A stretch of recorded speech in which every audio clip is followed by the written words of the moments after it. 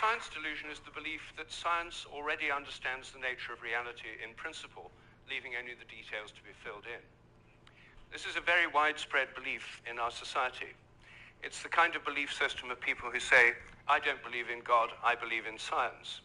It's a belief system which has now been spread to the entire world. But there's a conflict in the heart of science between science as a method of inquiry based on reason, evidence, hypothesis, and collective investigation, and science as a belief system or a worldview. And unfortunately, the worldview aspect of science has come to inhibit and constrict the free inquiry, which is the very lifeblood of the scientific endeavor. Since the late 19th century, science has been conducted under the aspect of a belief system or worldview, which is essentially that of materialism, philosophical materialism. And these sciences are now wholly owned subsidiaries of the materialist worldview. I think that as we break out of it, the sciences will be regenerated. What I do in my book, The Science Delusion, which is called Science Set Free in the United States, is take the 10 dogmas or assumptions of science and turn them into questions, seeing how well they stand up if you look at them scientifically. None of them stand up very well. What I'm going to do is first run through what these 10 dogmas are, and then I'll only have time to discuss one or two of them in a bit more detail. But essentially the 10 dogmas, which are the default worldview of most educated people all over the world, are first that nature is mechanical or machine-like. The universe is like a machine, animals and plants are like machines, we're like machines. In fact, we are machines. We're lumbering robots, in Richard Dawkins' vivid phrase, with brains that are genetically programmed computers. Second, matter is unconscious. The whole universe is made up of unconscious matter. There's no consciousness in stars, in galaxies, in planets, in animals, in plants, and there ought not to be any in us either, if this theory is true. So a lot of the philosophy of mind over the last 100 years is trying to prove that we're not really conscious at all. So the matter's unconscious, then the laws of nature are fixed. This is dogma 3. The laws of nature are the same now as they were at the time of the Big Bang, and they'll be the same forever. Not just the laws, but the constants of nature are fixed, which is why they're called constants. Dogma 4, the total amount of matter and energy is always the same. It never changes in total quantity, except at the moment of the Big Bang, when it all sprang into existence from nowhere in a single instant. The 5th dogma is that nature is purposeless. There are no purposes in all nature, and the evolutionary process has no purpose or direction. Dogma 6, biological heredity is material. Everything you inherit is in your genes, or in epigenetic modifications of the genes, or in cytoplasmic inheritance. It's material. Dogma 7, memories are stored inside your brain as material traces.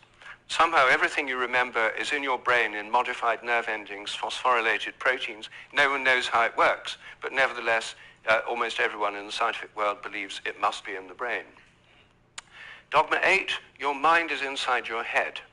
All your consciousness is the activity of your brain and nothing more. Dogma 9, which follows from Dogma 8, psychic phenomena like telepathy are impossible. Your thoughts and intentions cannot have any effect at a distance because your mind's inside your head. Therefore, all the apparent evidence for telepathy and other psychic phenomena is illusory. People believe these things happen, but it's just because they don't know enough about statistics, or they're deceived by coincidences, or it's wishful thinking. And Dogma 10, mechanistic medicine is the only kind that really works. That's why governments only fund research into mechanistic medicine and ignore complementary and alternative therapies. Those can't possibly really work because they're not mechanistic. They may appear to work because people would have got better anyway, or because of the placebo effect. But the only kind that really works is mechanistic medicine. Well, this is the default worldview, which is held by almost all educated people all over the world. It's the basis of the educational system, the National Health Service, the Medical Research Council, governments, and it's just the default worldview of educated people. But I think every one of these dogmas is very, very questionable, and when you look at it, they fall apart. I'm going to take first the idea that the laws of nature are fixed. This is a hangover from an older worldview before the 1960s, when the Big Bang theory came in. People thought that the whole universe was eternal, governed by eternal mathematical laws. When the Big Bang came in, then that assumption continued, even though the Big Bang revealed a universe that's radically evolutionary, about 14 billion years old, growing and developing and evolving for 14 billion years, growing and cooling, and more structures and patterns appear within it. But the idea is all the laws of nature were completely fixed at the moment of the Big Bang, like a cosmic Napoleonic code. As my friend Terence McKenna used to say, modern science is based on the principle, give us one free miracle and we'll explain the rest. And the one free miracle is the appearance of all the matter and energy in the universe and all the laws that govern it from nothing in a single instant. Well, in an evolutionary universe, why shouldn't the laws themselves evolve? After all, human laws do, and the idea of laws of nature is based on a metaphor with human laws. It's a very anthropocentric metaphor. Only humans have laws. In fact, only civilized societies have laws. As C.S. Lewis once said, to say that a stone falls to earth because it's obeying a law makes it a man and even a citizen. It's a metaphor that we got so used to, we forget it's a metaphor. In an evolving universe, I think a much better idea is the idea of habits. I think the habits of nature evolve. The regularities of nature are essentially habitual. This was an idea put forward at the beginning of the 20th century by the American philosopher C.S. Peirce. And it's an idea which various other philosophers have entertained, and it's one which I myself have developed into a scientific hypothesis, the hypothesis of morphic resonance, which is the basis of these evolving habits. According to this hypothesis, everything in nature has a kind of collective memory. Resonance occurs on the basis of similarity. As a young giraffe embryo grows in its mother's womb, it tunes in to the morphic resonance of previous giraffes. It draws on that collective memory, it grows like a giraffe, and it behaves like a giraffe because it's drawing on this collective memory. It has to have the right genes to make the right proteins, but genes, in my view, are grossly overrated. They only account for the proteins that the organism can make, not the shape or the form or the behavior. Every species has a kind of collective memory. Even crystals do. This theory predicts that if you make a new kind of crystal for the first time, the very first time you make it, it won't have an existing habit. But once it crystallizes, then the next time you make it, there'll be an influence from the first crystals to the second ones all over the world by morphic resonance. It'll crystallize a bit easier. The third time, there'll be an influence from the first and second crystals. There is, in fact, good evidence that new compounds get easier to crystallize all around the world, just as this theory would predict. It also predicts that if you train animals to learn a new trick, for example, rats learn a new trick in London, then all around the world, rats of the same breed should learn the same trick quicker just because the rats have learned it here. And surprisingly, there's already evidence that this actually happens. Anyway, that's my own hypothesis in a nutshell of morphic resonance. Everything depends on evolving habits, not on fixed laws. But I want to spend a few moments on the constants of nature too, because these are, again, assumed to be constant. Things like the gravitational constant, the speed of light, are called the fundamental constants. Are they really constant? Well, when I got interested in this question, I tried to find out. They're given in physics handbooks. Handbooks of physics list the existing fundamental constants, tell you their value. But I wanted to see if they changed, so I got the old volumes of physical handbooks. I went to the Patent Office Library here in London, and they're the only place I could find that kept the old volumes. Normally people throw them away when the new values come out. They throw away the old ones. When I did this, I found that the speed of light dropped between 1928 and 1945 by about 20 kilometers per second. It's a huge drop because they're given with errors of any fractions of decimal points of error. And yet, all over the world, it dropped, and they were all getting values very similar to each other with tiny errors. Then in 1945, it went up at 48, it went up again. And then people started getting very similar values again.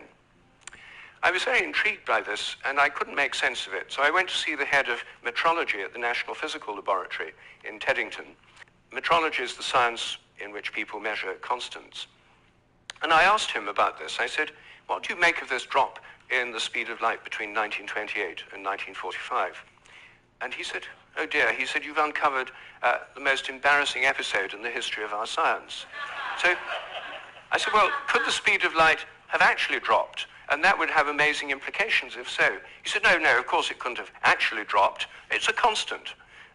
So, well then how do you explain the fact everyone was finding it going much slower during that period? Is it because they were fudging their results to get what they thought other people should be getting, and the whole thing was just produced in the minds of physicists?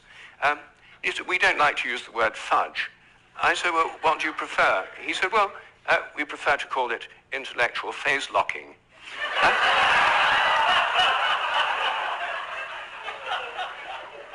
So I said, well, if it was going on then, how can we be so sure it's not going on today? And that the present values are produced by intellectual phase locking. And he said, oh, we know that's not the case. I said, how do we know? He said, we've solved the problem. And I said, well, how? He said, well, we fixed the speed of light by definition in 1972. So I said, but it might still change. He said, yes, but we'd never know it because we've defined the meter in terms of the speed of light. So the units had changed with it. So he looked very pleased about that. They'd fixed that problem. But I said, well, then what about big G, the gravitational constant known in the trade as big G? It's written with a capital G, Newton's universal gravitational constant. That's varied by more than 1.3% in recent years. And it seems to vary from place to place and from time to time. And he said, oh, well, those are just errors. And unfortunately, there are quite big errors with big G. So I said, well, what if it's really changing? I mean, perhaps it is really changing. And then I looked at how they do it. What happens is they measure it in different labs. They get different values on different days, and then they average them. And then other labs around the world do the same, and they come out usually with a rather different average. And then the International Committee on Metrology meets every 10 years or so and average the ones from labs around the world to come up with the value of big G. But what if G were actually fluctuating? What if it changed? There's already evidence, actually, that it changes throughout the day and throughout the year. What if the Earth, as it moves through the galactic environment, went through patches of dark matter or other environmental factors that could alter it? Maybe they all change together. What if these errors are going up together and down together? For more than 10 years, I've been trying to persuade metrologists to look at the raw data. In fact, I'm now trying to persuade them to put it online on the internet with the dates and the actual measurements and see if they're correlated, to see if they're all up at one time, all down at another. If so, they might be fluctuating together, and that would tell us something very, very interesting. But no one has done this. They haven't done it because G is a constant. There's no point looking for changes.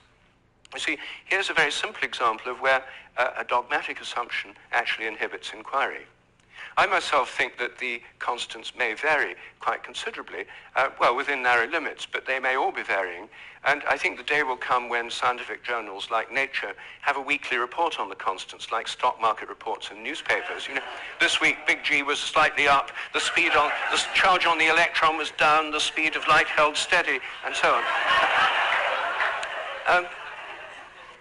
That's one area, just one area where I think thinking less dogmatically could open things up. One of the biggest areas is the nature of the mind. This is the most unsolved problem that science simply can't deal with the fact we're conscious. And it can't deal with the fact that our thoughts don't seem to be inside our brains.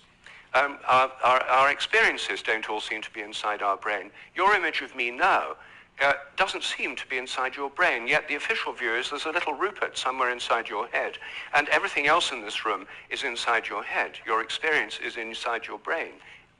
I'm suggesting actually that vision involves an outward projection of images. What you're seeing is in your mind, but not inside your head. Our minds are extended beyond our brains in the simplest act of perception. I think that we project out the images we're seeing, and these images touch what we're looking at. If I look at you from behind, you don't know I'm there. Could I affect you? Could you feel my gaze? There's a great deal of evidence that people can. The sense of being stared at is an extremely common experience. It sure is. I can't tell you the amount of times I've been out riding my bicycle in the middle of a forest. There's nobody around me, not a single person. Dead, dead quiet of just nature. The silence. The odd bird chirps, unusual sounds. And then all of a sudden, the hair on the back of your neck stands and a feeling like you're being watched. You turn around, and what do you know? A herd of deer staring right at you. Where you turn around and you all of a sudden see someone, a human, another human, walking down the same trail as you when there was nobody. You didn't hear anything, you just got a weird feeling. Some call it a spidey sense. Intuition. Many names for it.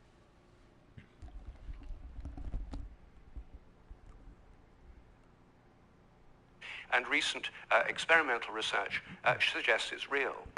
Animals seem to have it too. I think it probably evolved in the context of predator-prey relationships. Prey animals that could feel the gaze of a predator would survive better than those that couldn't. This would lead to a whole new way of thinking about ecological relationships between predators and prey, also about the extent of our minds. If we look at distant stars, I think our minds reach out in a sense to touch those stars and literally extend out over astronomical distances. They're not just inside our heads. Now, it may seem astonishing that this is a topic of debate in the 21st century. We know so little about our own minds that where our images are is a hot topic of debate within consciousness studies right now. I don't have time to deal with any more of these dogmas, but every single one of them is questionable. If one questions it, new forms of research, new possibilities open up.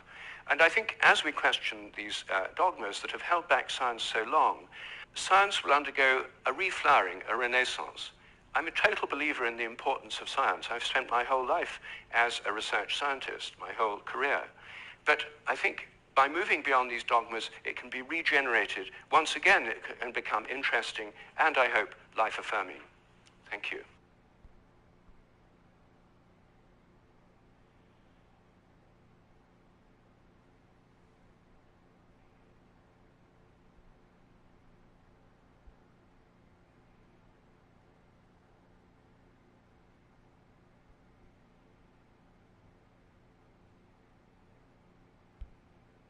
I think he's going to turn it into a digital payment system with digital currencies. He's got a background in that. And speaking of that, I wanted to get your thoughts on the big story in the cryptocurrency space for the last couple of weeks, which is this 30-year-old MIT grad, Sam Bankman-Fried, bankrupting his company FTX, which was worth $40 billion at one point, down to zero. And this strange response where he's being almost promoted by the New York Times and the Wall Street Journal, and people maybe even in government, and yet at the same time seems to have single-handedly destroyed the reputation of crypto. Crypto itself didn't fail, but obviously the manipulation of those assets did fail. What do you see happening here?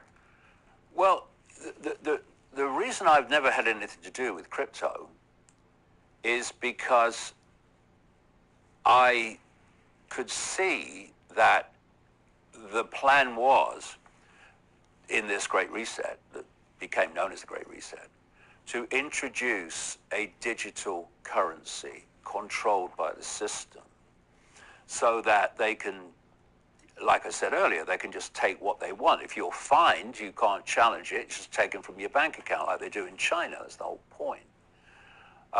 And therefore, if crypto was genuine, they were going to destroy it because it would get in their way. And what you look at, the red flags, are what the regulatory agencies are doing in response to a situation. And if they jump on someone, then they want to destroy them. But if they don't, then that someone is doing something they want to happen. And so you've got this guy, what's his name, Gary Gensler? Yeah, the SEC. The head of the Securities Commission in America. Who also ran Hillary Clinton's campaign. Yeah, you know, and so he's been on very friendly terms with Bankman-Fried. And then you've got the New York Times, which is co-owned to its fingertips, DNA, always has been, that's eulogizing a guy that's just cost enormous amounts of people enormous amounts of money. Then you look at the fact that money that was given to Ukraine through this guy comes back to the Democratic Party in America, and funded many people in the midterm elections. And it makes no sense that someone who's done all that and been such a disaster is not being jumped upon by the system. But of course, one of the phrase I came up with back in the 90s, problem, reaction, solution. Create the problem, get the public to say, do something about the problem which you've created, and then openly offer the solutions to the problem you have created, which is to advance your agenda in whatever area that the problem relates to. So already now, they're talking about new laws and regulations to target crypto as a result of Bankman-Fried's actions. And, you know, the guy has cult puppet written all over him, stamped on his forehead. Whether he knows that is another thing. But he's done what they wanted to happen to let them justify what they want to do. And, you know, the idea is that this digital currency will have no rival whatsoever. There'll be one world digital currency. Like I say, I said this in a book in 1992, 93, Robots Rebellion. And there will be no other rival to it, no other possibility. So every single transaction that you make will be registered and known in real time by the system. And again, totalitarian tiptoe. You start with cash, then you move to credit cards. Oh, it's more easier to do, and it's simpler to do, and it's more convenient. And okay, you have credit cards, all right, but cash has got to remain. But you don't want cash to remain, you want cash to disappear. So it starts to disappear. They start to take out branches of banks all over the world. This is happening. So you can't go to the bank and deal in cash. They're taking out ATMs all over the world, so you can't get cash. It's a war on cash. Now, what happened, because COVID just keeps on giving, when it started out, it was announced through the World Health Organization, if you remember, very early on, you could get COVID from money, right? So suddenly, in next to no time, I'm asking for a cup of coffee on a little kiosk on the station, and they're telling me I can only pay by card because you can get COVID from money. And all that was to, and it's massively happened so much faster as a result, is to get rid of the use of cash. I was in a supermarket once on the Isle of Wight, Brian, and I wanted to pay cash. And so the guy lifts this little kind of receptacle thing with a handle on it, the checkout guy, and he says, put your money in there, right? I said, well, what's that all about? I knew what it was all about, but what's all that about? Oh, it's COVID. You can get it off cash, right? And there were some members of staff there behind him, and I said, so you can get COVID off money, right? Oh yeah, like paper money, yeah. So why are you selling newspapers, right? Silence.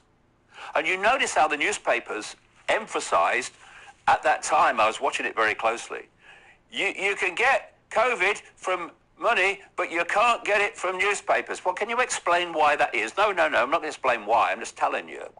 Because we want to get rid of cash, because our masters want to get rid of cash, but we don't want you to stop buying a newspaper, right? It's insane. The world's insane. It's a madhouse. And once you realize it's a madhouse, it all makes sense. It's when you think you're trying to work out why things are happening and why things have some level of sense about them. That's when you get your nook cooked. When you realize it's a madhouse run by lunatics and psychopaths, then everything falls into place and you can see what's going on. Hey, it's Brian Rose, founder of the DeFi Academy.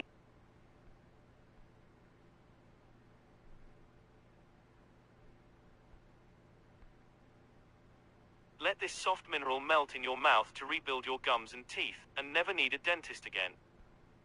Concern is with psychological or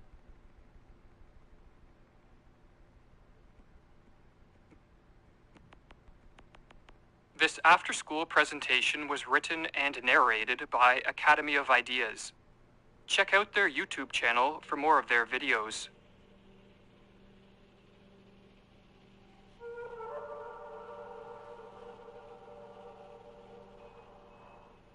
The masses have never thirsted after truth. They turn aside from evidence that is not to their taste, preferring to deify error if error seduced them. Whoever can supply them with illusions is easily their master. Whoever attempts to destroy their illusions is always their victim. According to the psychologist Carl Jung, the greatest threat to civilization lies not with the forces of nature, nor with any physical disease, but with our inability to deal with the forces of our own psyche. We are our own worst enemies, or as the Latin proverb puts it, man is a wolf to man. In Civilization in Transition, Jung states that this proverb is a sad yet eternal truism, and our wolf-like tendencies come most prominently into play at those times of history when mental illness becomes the norm rather than the exception in a society, a situation which Jung termed a psychic epidemic. Indeed, it is becoming ever more obvious, he writes, that it is not famine, not earthquakes, not microbes, not cancer, but man himself, who is man's greatest danger to man, for the simple reason that there is no adequate protection against psychic epidemics, which are infinitely more devastating than the worst of natural catastrophes. In this video, we are going to explore the most dangerous of all psychic epidemics, the mass psychosis. A mass psychosis is an epidemic of madness, and it occurs when a large portion of a society loses touch with reality and descends into delusions. Such a phenomenon is not a thing of fiction. Two examples of mass psychoses are the American and European witch hunts of the 16th and 17th centuries, and the rise of totalitarianism in the 20th century. During the witch hunts, thousands of individuals, mostly women, were killed, not for any crimes they committed, but because they became the scapegoats of societies gone mad. In some Swiss villages, writes Francis Hill, there were scarcely any women left alive after the frenzy had finally burned itself out. When a mass psychosis occurs, the results are devastating. Jung studied this phenomenon and wrote that the individuals who make up the infected society become morally and spiritually inferior. They sink unconsciously to an inferior intellectual level. They become more unreasonable, irresponsible, emotional, erratic, and unreliable, and worst of all, crimes the individual alone could never stand are freely committed by the group smitten by madness. What makes matters worse is that those suffering from a mass psychosis are unaware of what is occurring. For just as an individual gone mad cannot step out of his mind to observe the errors in his ways, so too there is no Archimedean point from which those living through a mass psychosis can observe their collective madness. But what causes a mass psychosis? To answer this question, we must first explore what drives an individual mad. While there are many potential triggers of madness, such as an excessive use of drugs or alcohol, brain injuries, and other illnesses, these physical causes will not concern us here. Our concern is with psychological, or what are called psychogenic triggers, as these are the most common culprits of the mass psychosis. The most prevalent psychogenic cause of a psychosis is a flood of negative emotions, such as fear or anxiety, that drives an individual into a state of panic. When in a state of panic, an individual will naturally seek relief. as it is too mentally and physically draining to subsist in this hyper-emotional state. While escaping from the state of panic can be accomplished through adaptive means, such as facing up to and defeating the fear-generating threat, another way to escape is to undergo a psychotic break. A psychotic break is not a descent into a state of greater disorder, as many believe, but a reordering of one's experiential world, which blends fact and fiction, or delusions and reality, in a way that helps end the feelings of panic. Silvano Arietti, one of the 20th century's foremost authorities on schizophrenia, explains the psychogenic steps that lead to madness. Firstly, there is the phase of panic, when the patient starts to perceive things in a different way, is frightened on account of it, appears confused, and does not know how to explain the strange things that are happening. The next step is what Arietti calls a phase of psychotic insight, whereby an individual succeeds in putting things together by devising a pathological way of seeing reality which allows him to explain his abnormal experiences. The phenomenon is called insight because the patient finally sees meaning and relations in his experiences.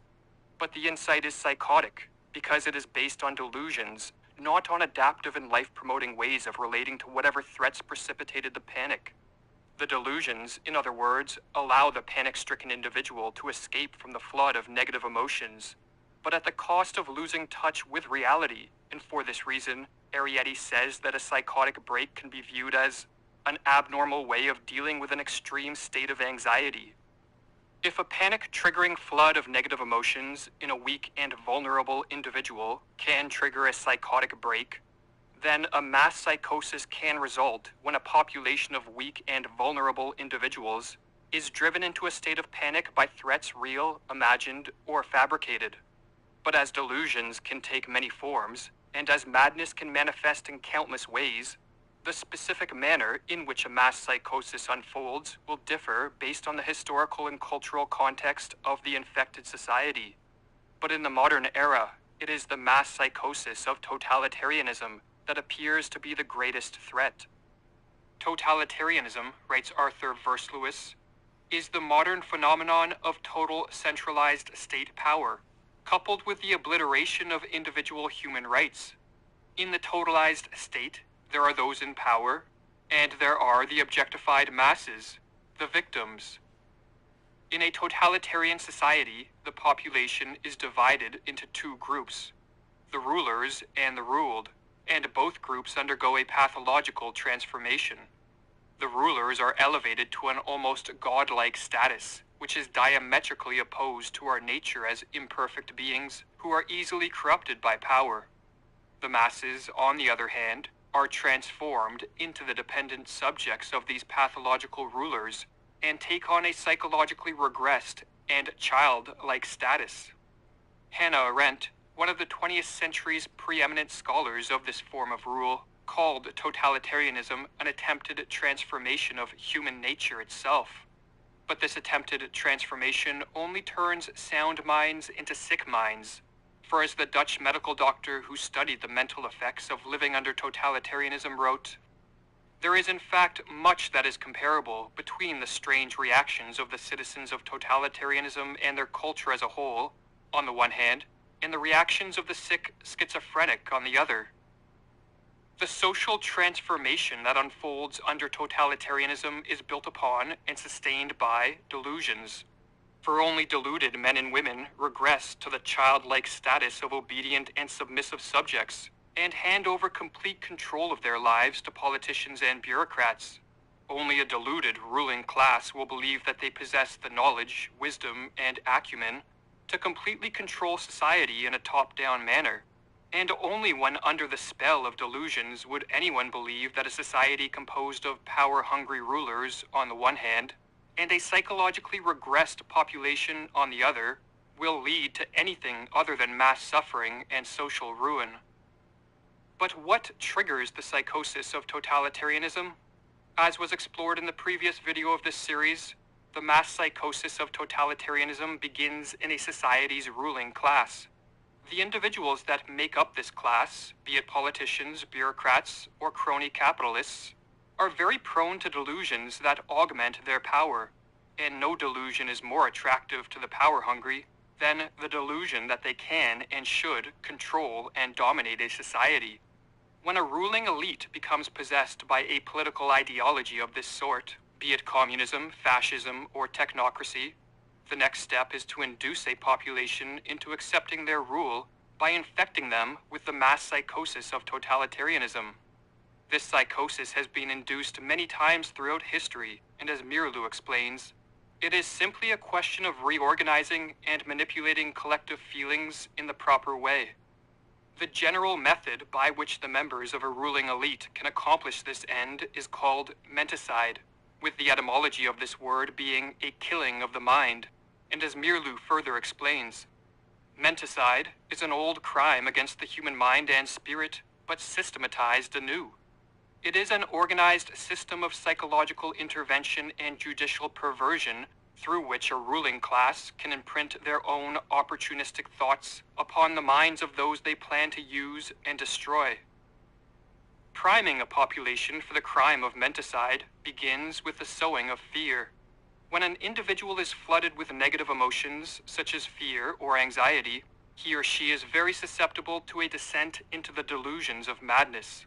Threats, real, imagined, or fabricated, can be used to sow fear, but a particularly effective technique is to use waves of terror. Under this technique, the sowing of fear is staggered with periods of calm, but each of these periods of calm is followed by the manufacturing of an even more intense spell of fear. And on the process goes. Or as Mirlu writes, each wave of terrorizing creates its effects more easily after a breathing spell than the one that preceded it, because people are still disturbed by their previous experience. Morality becomes lower and lower, and the psychological effects of each new propaganda campaign become stronger. It reaches a public already softened up. While fear primes a population for menticide, the use of propaganda to spread misinformation and to promote confusion with respect to the source of the threats and the nature of the crisis helps to break down the minds of the masses. Government officials and their lackeys in the media can use contradictory reports, nonsensical information, and even blatant lies. As the more they confuse, the less capable will a population be to cope with the crisis and diminish their fear in a rational and adaptive manner. Confusion, in other words, heightens the susceptibility of a descent into the delusions of totalitarianism. Or as Mirlu explains, logic can be met with logic, while illogic cannot. It confuses those who think straight. The big lie and monotonously repeated nonsense have more emotional appeal than logic and reason. While the people are still searching for a reasonable counter-argument to the first lie, the totalitarians can assault them with another. Never before in history have such effective means existed to manipulate a society into the psychosis of totalitarianism. Smartphones and social media, television and the internet, all in conjunction with algorithms that quickly censor the flow of unwanted information, allow those in power to easily assault the minds of the masses. What is more, the addictive nature of these technologies means that many people voluntarily subject themselves to the ruling elite's propaganda with a remarkable frequency. Modern technology, explains Mirlu, teaches man to take for granted the world he is looking at. He takes no time to retreat and reflect. Technology lures him on, dropping him into its wheels and movements. No rest, no meditation, no reflection, no conversation. The senses are continually overloaded with stimuli. Man doesn't learn to question his world anymore. The screen offers him answers, ready-made. But there is a further step the would-be totalitarian rulers can take to increase the chance of a totalitarian psychosis. And this is to isolate the victims and to disrupt normal social interactions. When alone and lacking normal interactions with friends, family, and co-workers, an individual becomes far more susceptible to delusions for several reasons. Firstly, they lose contact with the corrective force of the positive example, for not everyone is tricked by the machinations of the ruling elite, and the individuals who see through the propaganda can help free others from the menticidal assault. If, however, isolation is enforced, the power of these positive examples greatly diminishes. But another reason that isolation increases the efficacy of menticide is because, like many other species, human beings are more easily conditioned into new patterns of thought and behavior when isolated. Or as Mirlu explains with regards to the physiologist Ivan Pavlov's work on behavioral conditioning, Pavlov made another significant discovery. The conditioned reflex could be developed most easily in a quiet laboratory with a minimum of disturbing stimuli. Every trainer of animals knows this from his own experience. Isolation and the patient repetition of stimuli are required to tame wild animals. The totalitarians have followed this rule. They know that they can condition their political victims most quickly if they are kept in isolation. Alone, confused, and battered by waves of terror, a population under an attack of menticide descends into a hopeless and vulnerable state. The never-ending stream of propaganda turns minds once capable of rational thought into playhouses of irrational forces. And with chaos swirling around them and within them, the masses crave a return to a more ordered world. The would-be totalitarians can now take the decisive step. They can offer a way out and a return to order in a world that seems to be moving rapidly in the opposite direction. Come one, come all, to the altar, O Jabbo. Why doesn't that sound so familiar, eh? Literally in the real world right now. They threw you into lockdown. Demanded you couldn't see your own grandparents. Couldn't go to school, do this, do that, do that. There's so many frickin' things you can't do unless you bow down and obey them. Why? Because they spread fear. Think, folks, think. Please think. But all this comes at a price. The masses must give up their freedom and cede control of all aspects of life to the ruling elite.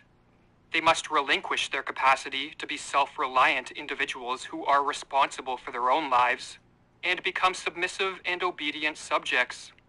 The masses, in other words, must descend into the delusions of the totalitarian psychosis. The totalitarian systems of the 20th century represent a kind of collective psychosis. Whether gradually or suddenly, reason and common human decency are no longer possible in such a system. There is only a pervasive atmosphere of terror and a projection of the enemy, imagined to be in our midst. Thus society turns on itself, urged on by the ruling authorities. But the order of a totalitarian world is a pathological order. By enforcing a strict conformity and requiring a blind obedience from the citizenry, totalitarianism rids the world of the spontaneity that produces many of life's joys and the creativity that drives society forward. The total control of this form of rule, no matter under what name it is branded, be it rule by scientists and doctors, politicians and bureaucrats, or a dictator, breeds stagnation, destruction, and death on a mass scale. And so perhaps the most important question facing the world is how can totalitarianism be prevented? And if a society has been induced into the early stages of this mass psychosis, can the effects be reversed? While one can never be sure of the prognosis of a collective madness, there are steps that can be taken to help effectuate a cure. This task, however, necessitates many different approaches from many different people. For just as the menticidal attack is multi-pronged, so too must be the counterattack. According to Carl Jung, for those of us who wish to help return sanity to an insane world, the first step is to bring order to our own minds and to live in a way that provides inspiration for others to follow. It is not for nothing that our age cries out for the Redeemer personality, for the one who can emancipate himself from the grip of the collective psychosis and save at least his own soul, who lights a beacon of hope for others, proclaiming that here is at least one man who has succeeded in extricating himself from the fatal identity with the group psyche. But assuming one is living in a manner free of the grip of the psychosis, there are further steps that can be taken. Information that counters the propaganda should be spread as far and as wide as possible. For the truth is more powerful than the fiction and falsities peddled by the would-be totalitarian rulers. And so their success is in part contingent on their ability to censor the free flow of information. Another tactic is to use humor and ridicule to delegitimize the ruling elite, or as Mirlu explains, we must learn to treat the demagogue and aspirant dictators in our midst with the weapon of ridicule. The demagogue himself is almost incapable of humor of any sort, and if we treat him with humor, he will begin to collapse. A tactic recommended by Václav Havel, a political dissident under Soviet communist rule, who later became president of Czechoslovakia, is the construction of what are called parallel structures. A parallel structure is any form of organization, business, institution, technology, or creative pursuit that exists physically within a totalitarian society, yet morally outside of it. In communist Czechoslovakia, Havel noted that these parallel structures were more effective at combating totalitarianism than political action. Furthermore, when enough parallel structures are created, a second culture, or parallel society, spontaneously forms and functions as an enclave of freedom and sanity within a totalitarian world. Or as Havel explains in his book, The Power of the Powerless. What else are parallel structures than an area where a different life can be lived? A life that is in harmony with its own aims, and which in turn structures itself in harmony with those aims. What else are those initial attempts at social self-organization than the efforts of a certain part of society to rid itself of the self-sustaining aspects of totalitarianism, and thus, to extricate itself radically from its involvement in the totalitarian system? But above all else, what is required to prevent a full descent into the madness of totalitarianism is action by as many people as possible. For just as the ruling elite do not sit around passively, but instead take deliberate steps to increase their power, so too an active and concerted effort must be made to move the world back in the direction of freedom. This can be an immense challenge in a world falling prey to the delusions of totalitarianism, but as Thomas Paine noted, tyranny, like hell, is not easily conquered. Yet we have this consolation with us, that the harder the conflict, the more glorious the triumph.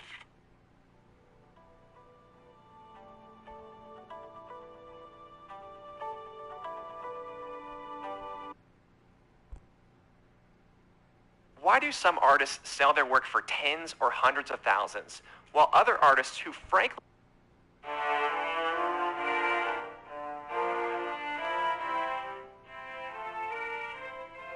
And the lie has, in fact, led us so far away from a normal society that you cannot even orient yourself any longer. In its dense, gray fog, not even one pillar can be seen. Lying has always been used for political purposes. Lies cover up corruption, past mistakes, and hidden motives, and they are an essential ingredient in political campaigning.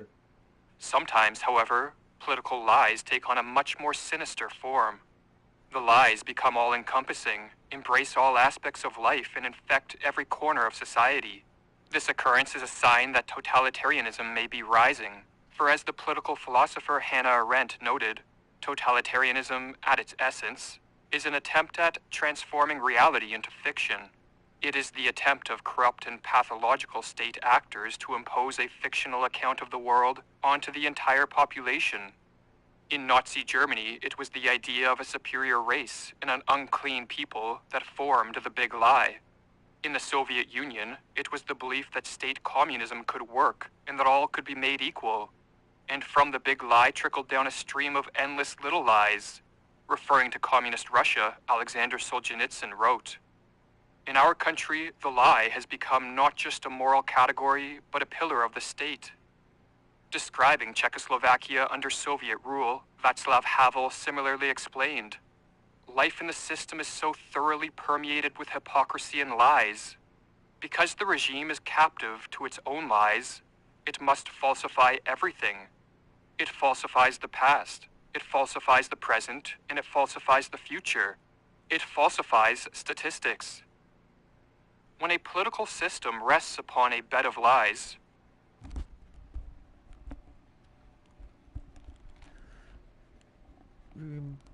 Realize what they just said.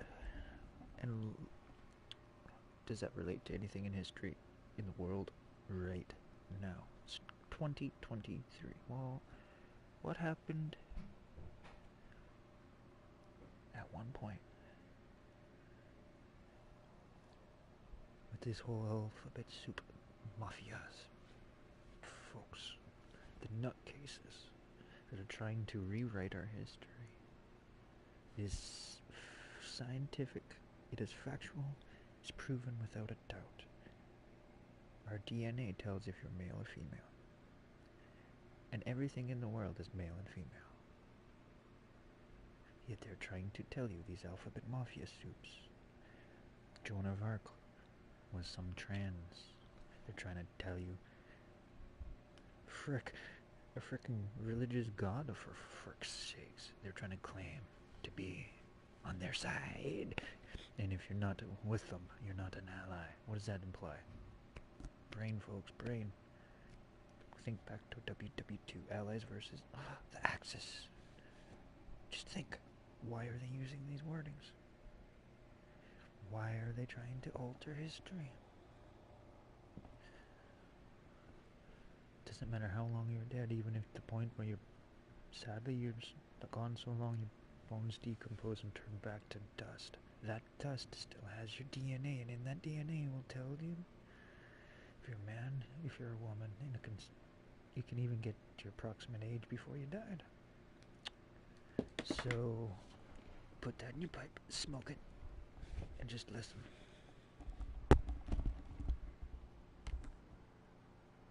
what can be done to turn the tide back towards truth and freedom?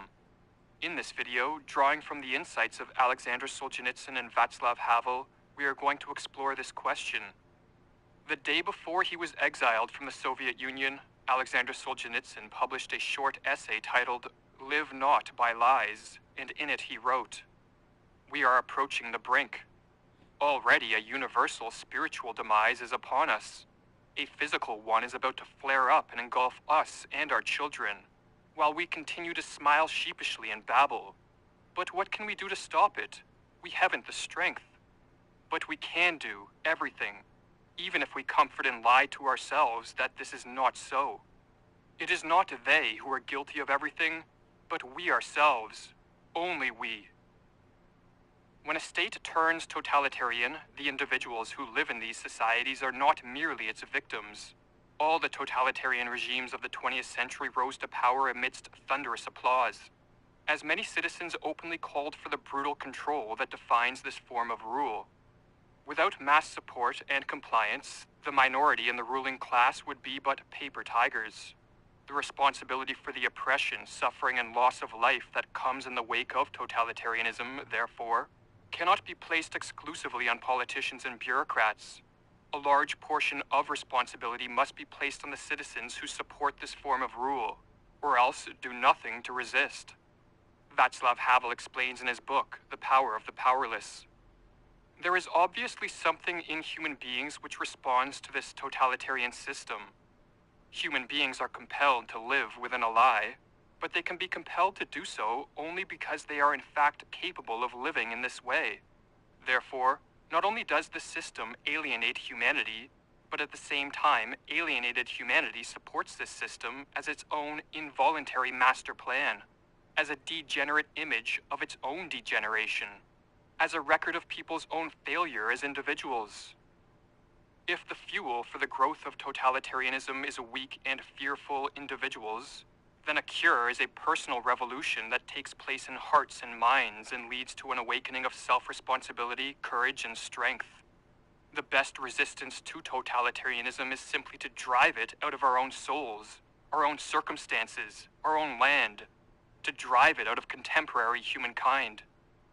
Alexander Solzhenitsyn's writings played a major role in toppling the communist Soviet Empire. and he advised we engage in such a personal revolution by transforming our life in a way which targets the most vulnerable part of the totalitarian system, the lies upon which it is built.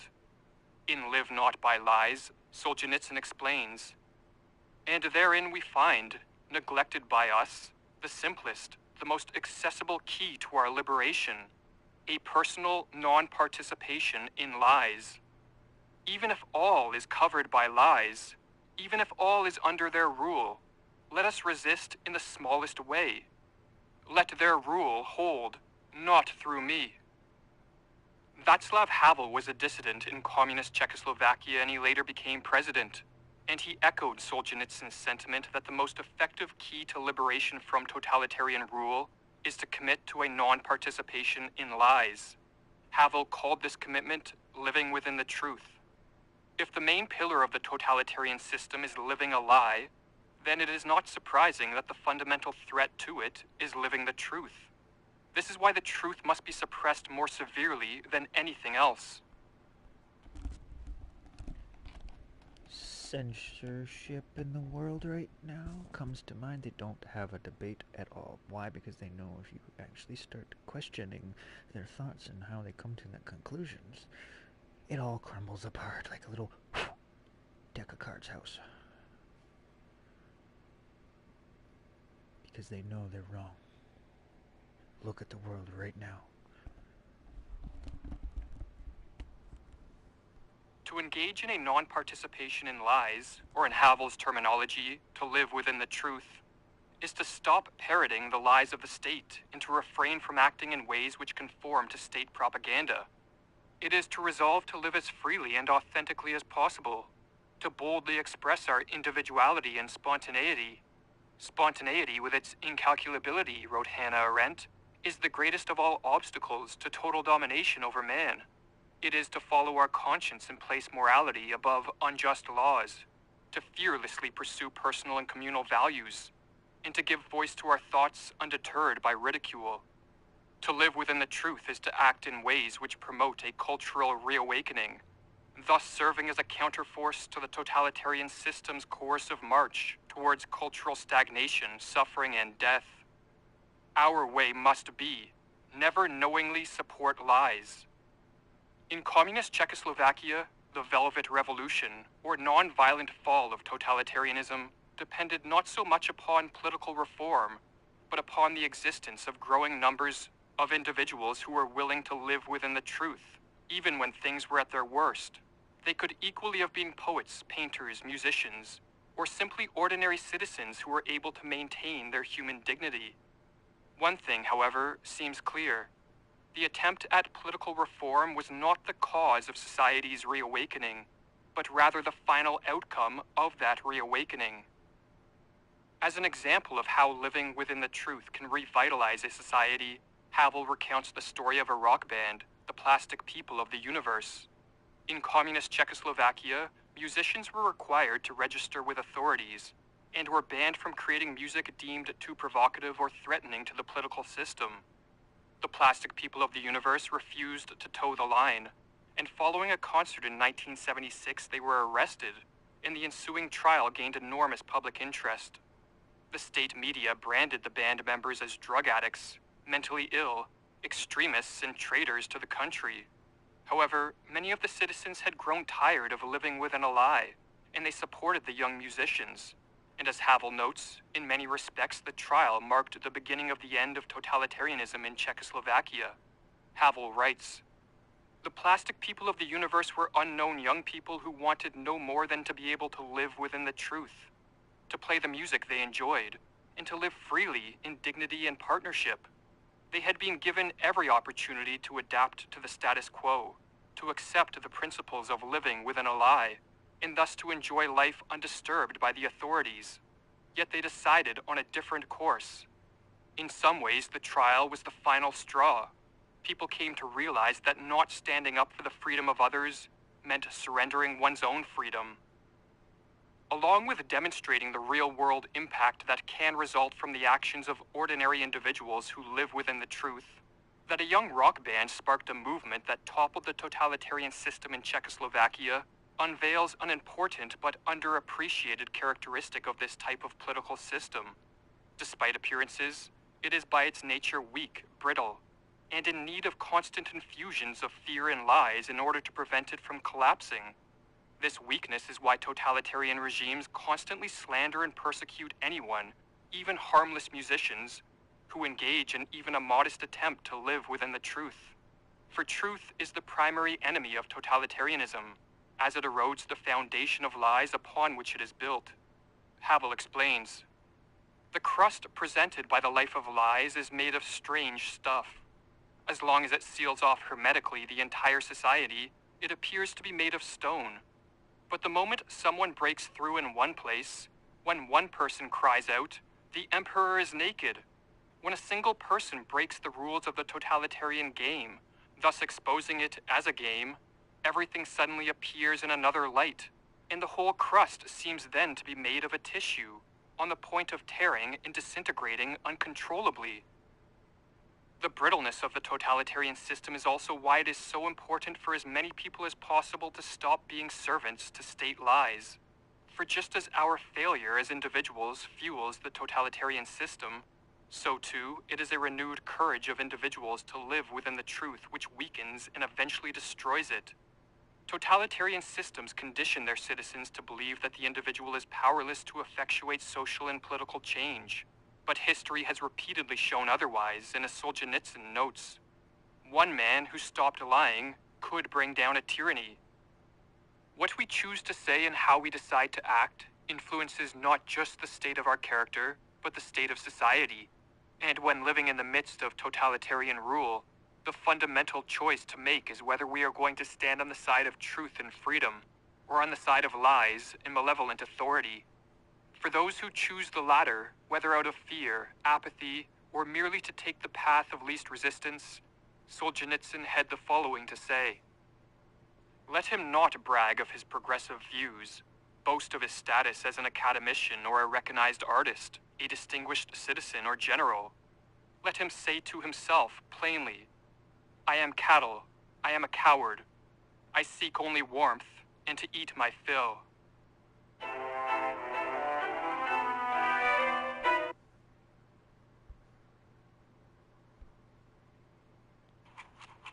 That review from Chef Lover 27 was so right. You're buying a knife, but what you're paying for...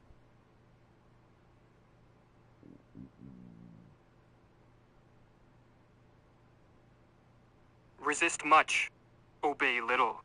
Once unquestioning obedience, once fully enslaved. Once fully enslaved, no nation, state, city of this earth ever afterward resumes its liberty. These were the words of caution which the great poet Walter Whitman offered to his fellow Americans. For Whitman recognized that crucial to a free and flourishing society are men and women who are willing to question and even resist authority when necessary. But today, very few of us live by the ideal espoused by Whitman. Rather, blind obedience is the norm. We have become populations of sheep, easily to be herded into the chains of tyranny. Too easily do humans now bend their knee and kiss their god's ring. Hardly any stand on their own 2 feet. How many of you kneel down and submit?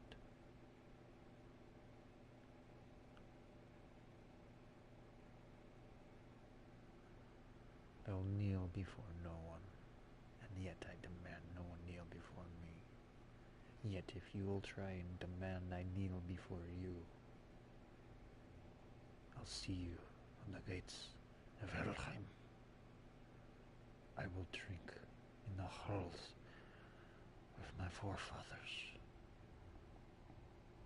So go on, but I will never bend a knee.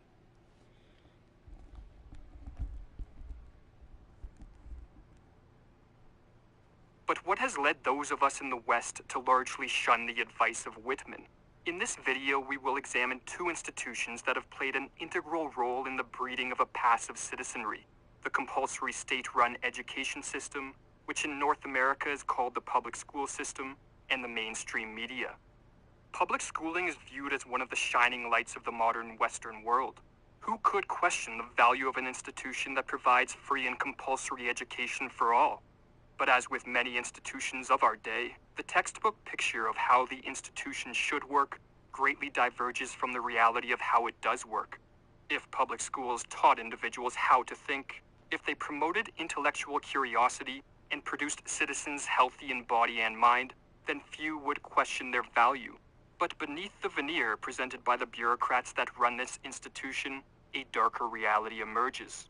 Or as John Taylor Gatto, a former teacher turned one of public schooling's greatest critics, writes, "Schools are intended to produce formulaic human beings whose behavior can be predicted and controlled.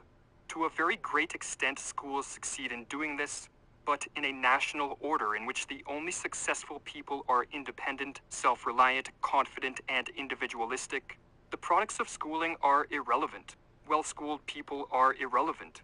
They can sell film and razor blades, push paper and talk on telephones, or sit mindlessly before a flickering computer terminal. But as human beings, they are useless. Useless to others and useless to themselves."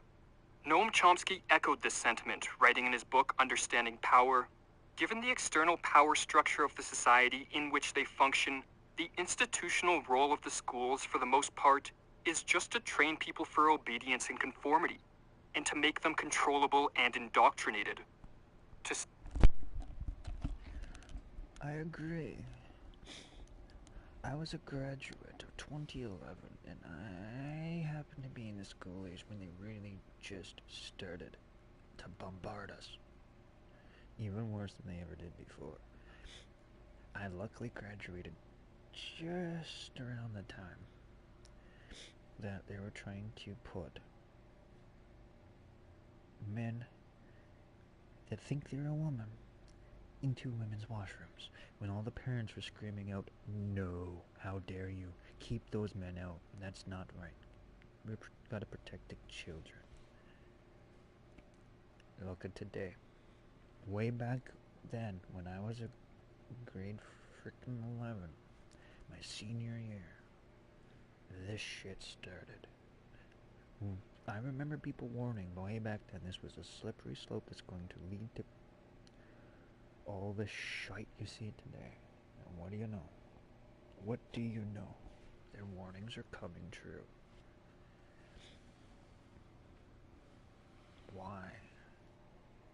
Schools are teaching people just to blindly obey Simon. I had a science teacher that, one, demanded you called him a doctor, and two, would throw you out of the class if you raised actual legitimate questions. For example, just in from day one of that class starting, 1 week later was one topic within the science class. Next week he does a different topic, and what do you know? The second week's contradicts what he literally just taught us previously. And I'm the only one using my brain going, wait a moment, explain this. This needs to be explained before we go any further. You cannot contradict yourself. One or the other. What one is it? Want to know what he was talking about?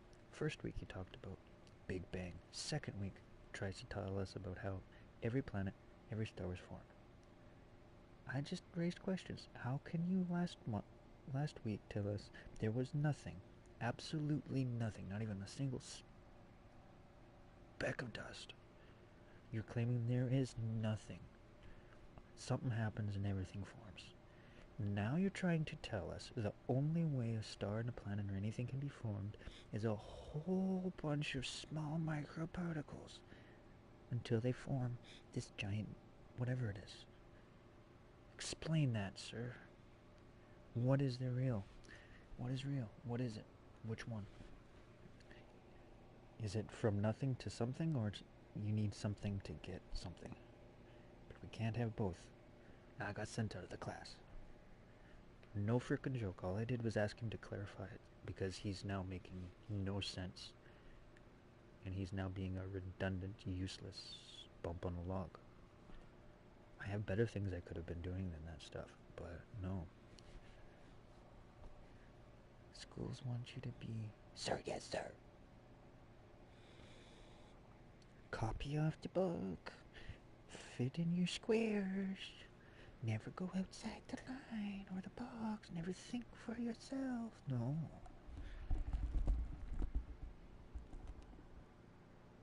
This may sound like heresy, but a study of history reveals that this was the intention from the very start. The state-run school systems in the West were modeled off the factory style of education first introduced in Prussia in the early 1700s. What shocks, writes Gatto, is that we should so eagerly have adopted one of the very worst aspects of Prussian culture, an educational system deliberately designed to produce mediocre intellects, to hamstring the inner life, to deny students appreciable leadership skills, and to ensure docile and incomplete citizens, all in order to render the populace manageable. Albert Einstein, an individual who reached heights of genius rarely seen, did not credit his compulsory schooling with his intellectual development. In fact, he hated school and he almost gave up on his science because of it. Reflecting back on his school years, Einstein noted that after completing his final examinations, his interest in the field he would go on to revolutionize was all but dead. I found the consideration of scientific problems, he wrote, distasteful to me for an entire year. Einstein believed that one of the major flaws of compulsory, state-run education systems is their forced style of teaching. It is, in fact, nothing short of a miracle, he wrote, that the modern methods of instruction have not yet entirely strangled the holy curiosity of inquiry. It is a very grave mistake to think that the enjoyment of seeing and searching can be promoted by means of coercion and a sense of duty. After well over a decade of indoctrination in the school system, few emerge with a great thirst for knowledge and a curiosity toward the many mysteries of the world.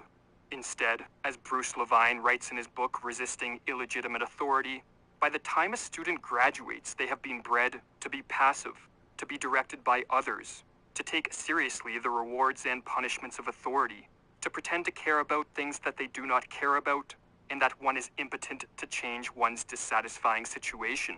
But if our schooling cannot be relied upon to generate the critical and curious minds needed to protect a society from the actions of corrupted authorities, can the mainstream media play this role?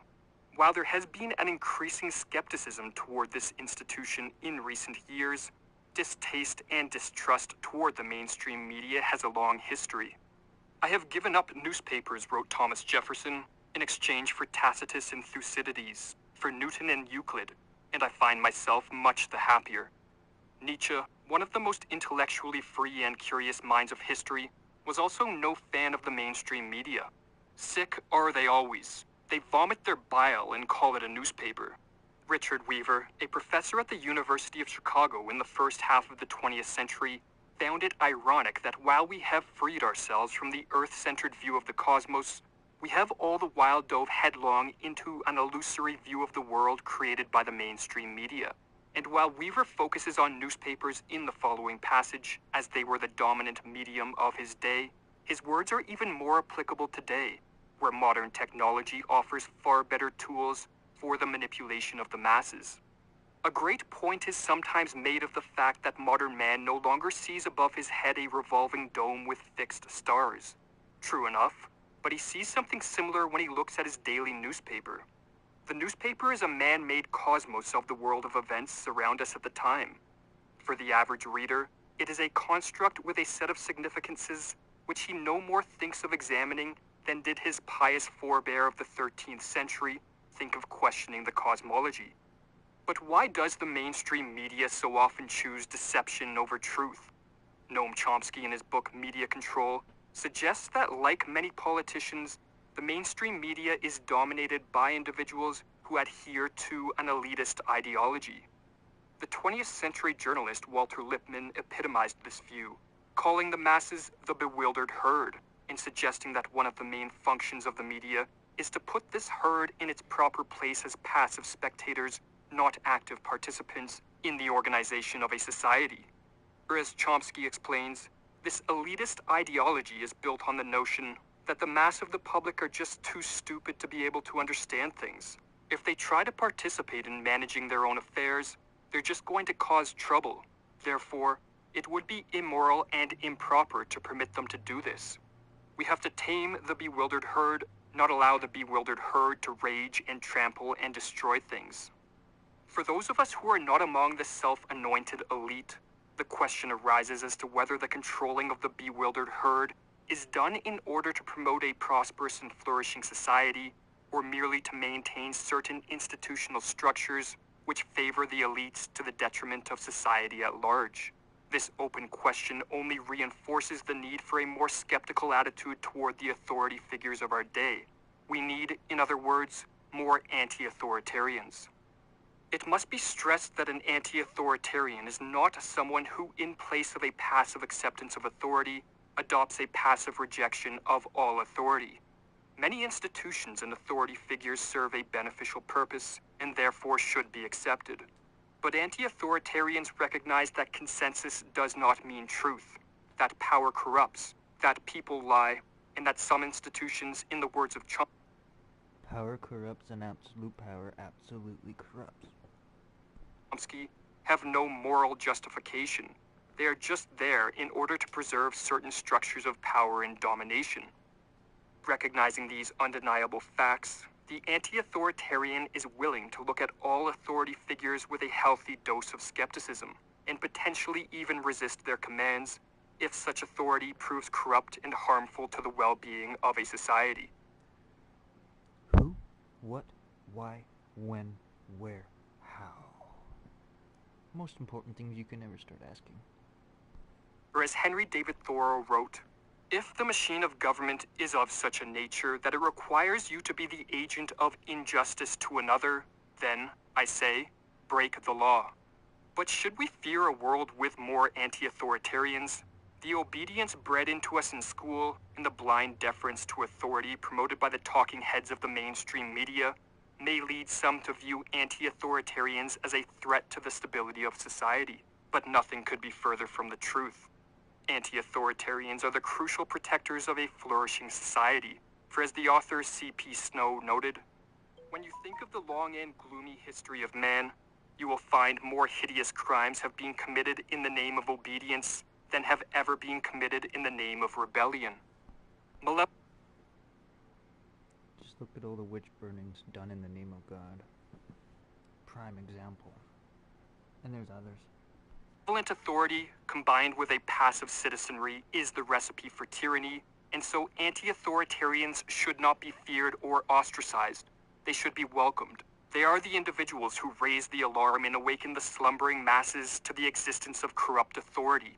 A society without a healthy number of anti-authoritarians, or a society in which anti-authoritarians are shunned and silenced, is a society that has chosen the comfort of illusions over the desire for truth, and is therefore a society paving the way for its own destruction. Yep, many of us are saying, wake up, see the smoke, smell the smoke, see the fire, get out. And you're just, yeah, whatever, and ignoring it. It's not real, it's not on fire. We're warning, and you're just going, nope. Whereas the 18th century French philosopher Voltaire cautioned, so long as the people do not care to exercise their freedom, those who wish to tyrannize will do so. For tyrants are active and ardent, and will devote themselves in the name of any number of gods, religious or otherwise, to put shackles upon sleeping men.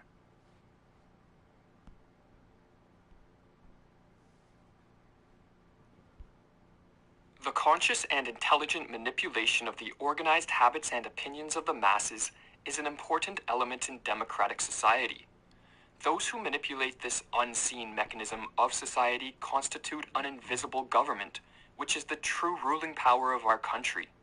We are governed, our minds are molded, our tastes formed, our ideas suggested, largely by men we have never heard of. In almost every act of our daily lives, whether in the sphere of politics or business, in our social conduct or our ethical thinking, we are dominated by the relatively small number of persons who understand the mental processes and social patterns of the masses. It is they who pull the wires which control the public mind, who harness old social forces and contrive new ways to bind and guide the world. This passage was written by Edward Bernays, the nephew of Sigmund Freud and a pioneering mind behind advertising, modern propaganda, and the field of public relations.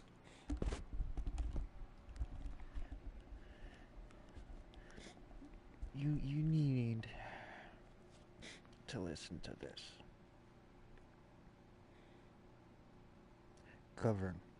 To control by authority, regulate, direct, manage, steer, restrain, require to be in a particular mood, case, and to exercise authority, administer the law.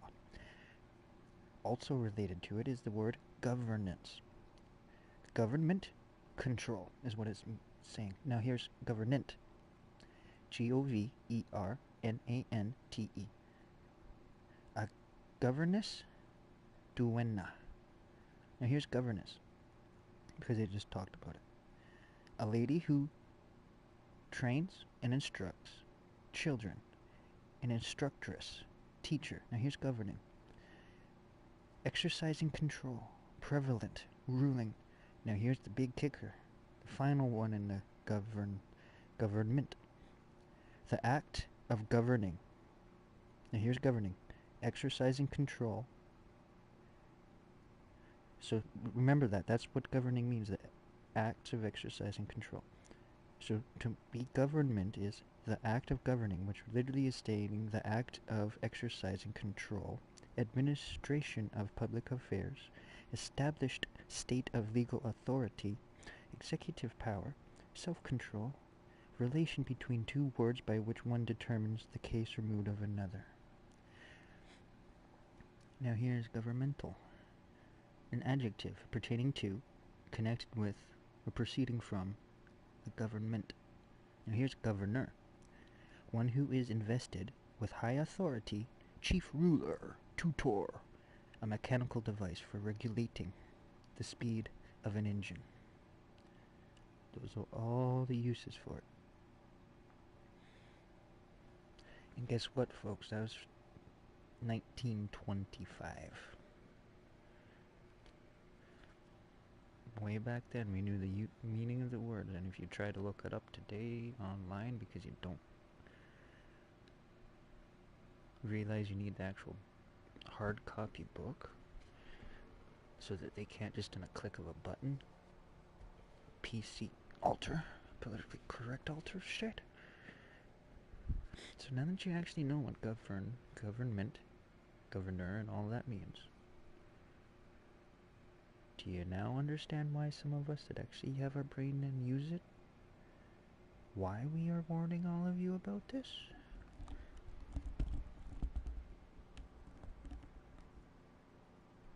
Bernays' influence was enormous. Relying heavily on the insights of his uncle, he developed highly successful manipulation techniques which are still used today, not only by companies to sell consumer products, but also by the powers that be to, in the words of Bernays, control and regiment the masses. In this video, we'll explore some of Bernays' most intriguing ideas, paying particular attention to his insights on how group psychology can be used to control and manipulate the masses. In his classic work, Group Psychology and the Analysis of the Ego, Sigmund Freud described group psychology as being concerned with the individual man as a member of a race, of a nation, of a caste, of a profession, of an institution, or as a component part of a crowd of people who have been organized into a group at some particular time for some definite purpose. In other words, group psychology attempts to understand how an individual's behavior, thoughts, and emotions change when becoming a part of a group. The tendency of human beings to form groups was selected for in our evolutionary past due to the survival benefits it offered. Ancient humans who organized into tribes were more likely to survive and reproduce in the harsh environments in which they lived. However, with the help of modern technologies, humans today have transformed the environment in a manner which renders the survival value of tribal organization obsolete. But with that said, the ancient and instinctual pull of tribal organization still looms large in the lives of most. with many people today identifying and hence stereotyping both themselves and others based on things such as race, class, gender, nationality, religion, or the political party or ideology to which one adheres. This continued proclivity to engage in group identification is, according to Bernays, a function of the enlarged sense of self-importance that individuals derive from identifying with a potentially powerful mass. And it's sad because I was lucky enough to have a native medicine man teach me a bunch of things. Stories I learned from the past, the culture I learned about them. Man, I was lucky. I got to have a true native sweat. Beyond words, there's no words to explain it. Like, there was literally just me and the medicine man inside the sweat lodge, and as soon as the door closed and we started putting the sage and throwing the water to make the steam, it turned into a feeling like I was surrounded, shoulder to shoulder. No longer just me sitting across from the medicine man. It's hard to explain, but that's the only words I could use to explain it. I felt like, yeah, surrounded. There's weird things in this world, but even back then, he taught, even back then they used to know. We're all humans of this Mother Earth and Father Sky, and we come in many colors, many shapes, many sizes. Why did humanity start forgetting about that? We're all humans. Even though we look different. Just like, for example, look at dogs. There's so many breeds and shapes and sizes and color differences, but they're all a dog, correct? Why do so many silly humans forget about that? And they think we're the only ones.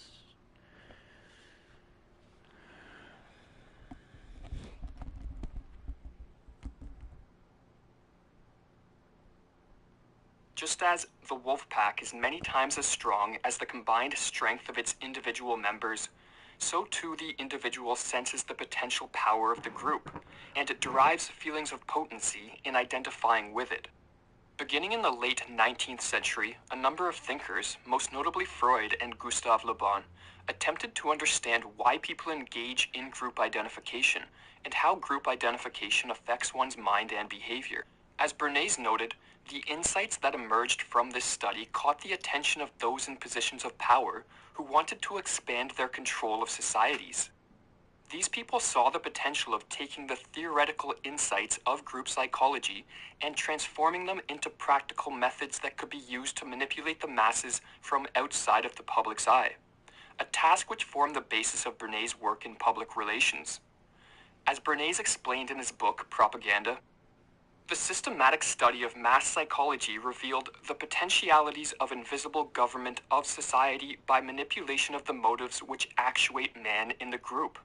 These studies established that the group has mental characteristics distinct from those of the individual, and is motivated by impulses and emotions which cannot be explained on the basis of what we know of individual psychology. So the question naturally arose.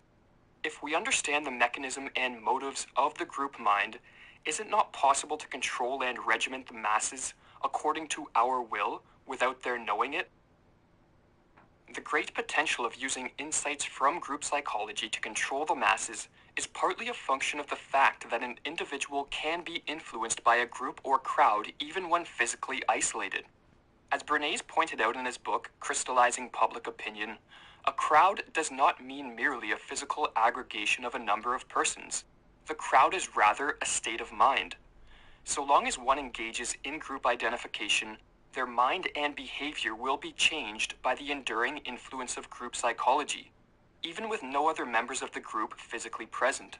To understand how the tendency of human beings to engage in group identification renders the masses manipulable, we must turn to one of Freud's ideas, which heavily influenced the manipulation techniques developed by Bernays.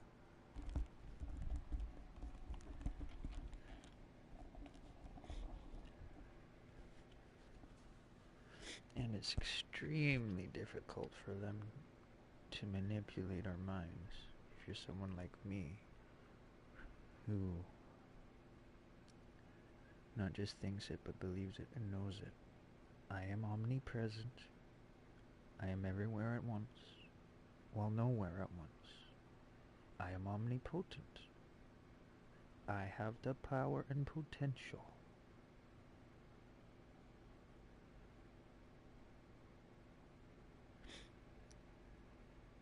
When you start thinking and believing you're just a little human, you're stuck as a little human.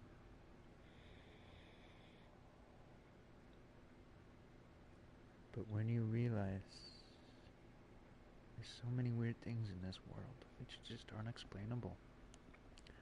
Some people are lucky enough to see on different visual spectrums than others. They're claiming that you're seeing the dead.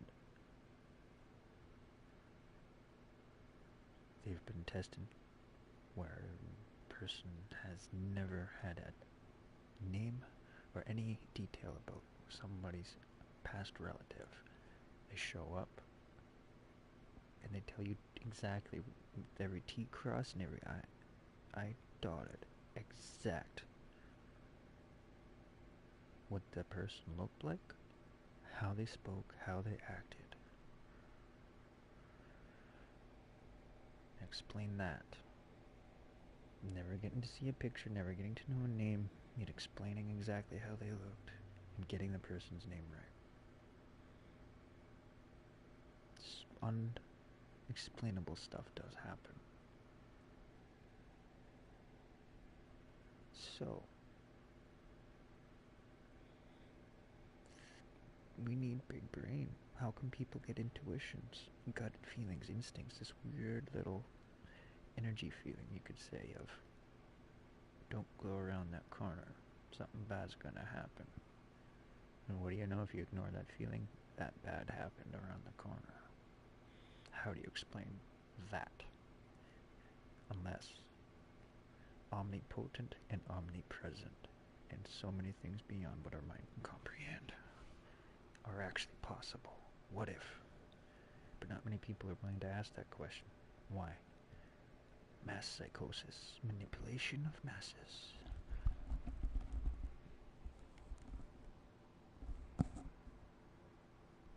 In his book Propaganda, published in 1928, Bernays explained, "It is chiefly the psychologists of the school of Freud who have pointed out that many of man's thoughts and actions are compensatory substitutes for desires which he has been obliged to suppress. A thing may be desired not for its intrinsic worth or usefulness, but because he has unconsciously come to see in it a symbol of something else, the desire for which he is ashamed to admit to himself.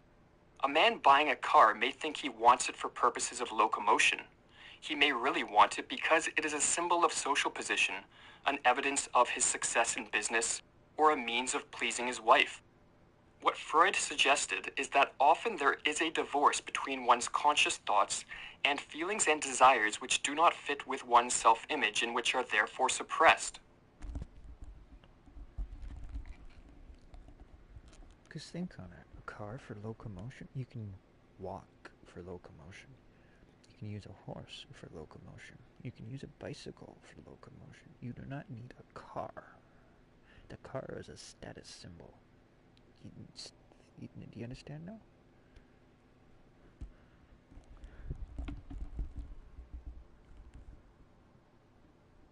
This fact, Bernays recognized, renders human beings manipulable. For what it implies is that if one can design propaganda or psychological operations that bypass the conscious and rational faculties of the individual, targeting instead suppressed emotions and hidden desires, it is possible to move people to adopt beliefs and behaviors without them being aware of the underlying motivations leading them on. As Bernays explained, Men are very largely actuated by motives which they conceal from themselves. It is evident that the successful propagandist must understand the true motives, and not be content to accept the reasons which men give for what they do. It is possible, although often difficult, for an individual to become aware of the underlying motives driving their beliefs and actions through honest and critical introspection. However, once one succumbs to the effects of group identification, such critical introspection becomes nearly impossible. A group is extraordinarily credulous and open to influence, wrote Freud. It has no critical faculty. This interview left me speechless. It's bigger than natural selection and the theory of relativity. In identifying with a group, the individual subordinates self-analysis and a discerning search for the truth in favor of maintaining group interests and cohesion. And with their critical capacities weakened by the influence of group psychology, they become highly susceptible to psychological operations designed to target suppressed or unconscious desires and emotions. In the modern day, there appears to be forces operating through the mainstream media and popular culture which are attempting to increase the individual's proclivity to engage in certain types of group identification, namely, identifications that divide the population into conflicting groups. This phenomenon has potentially dire Just look at superheroes. They're now altering the superheroes that have been established already. Trying to make Batman and Robin into some gay couple. Bogus bull crud. Tried to make a Batwoman. Captain Marvel. WandaVision. Look what all these are doing. Oh, and the worst of all, look what they did to Lord of the Rings with that remake that they're trying to claim relates to the actual story, when no. Just look.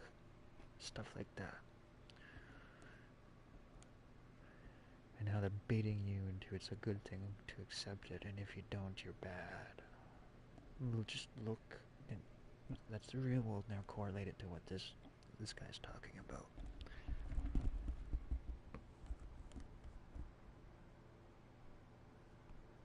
consequences for both the stability and freedom of a society, as it allows those in power to institute the age-old tactic of divide and conquer.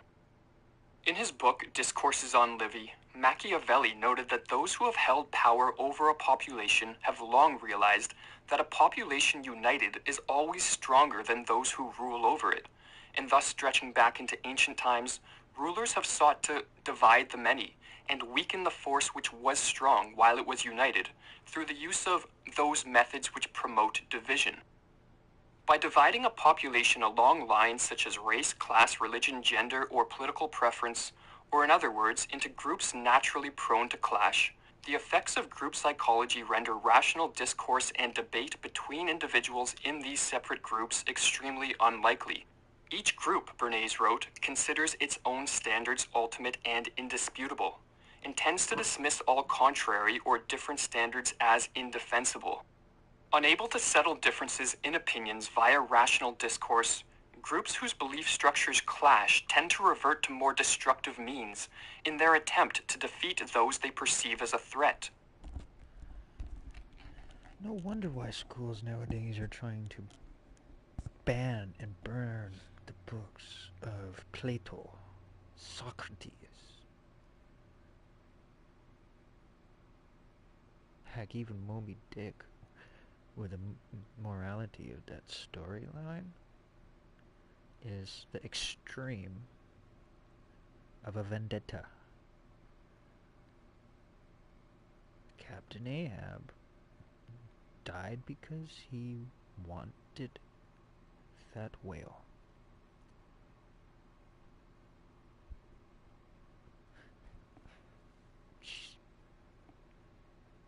Like, Socrates has, if he was taught to more people, would have made more people able to think and reflect on what they've done and what they've said. Start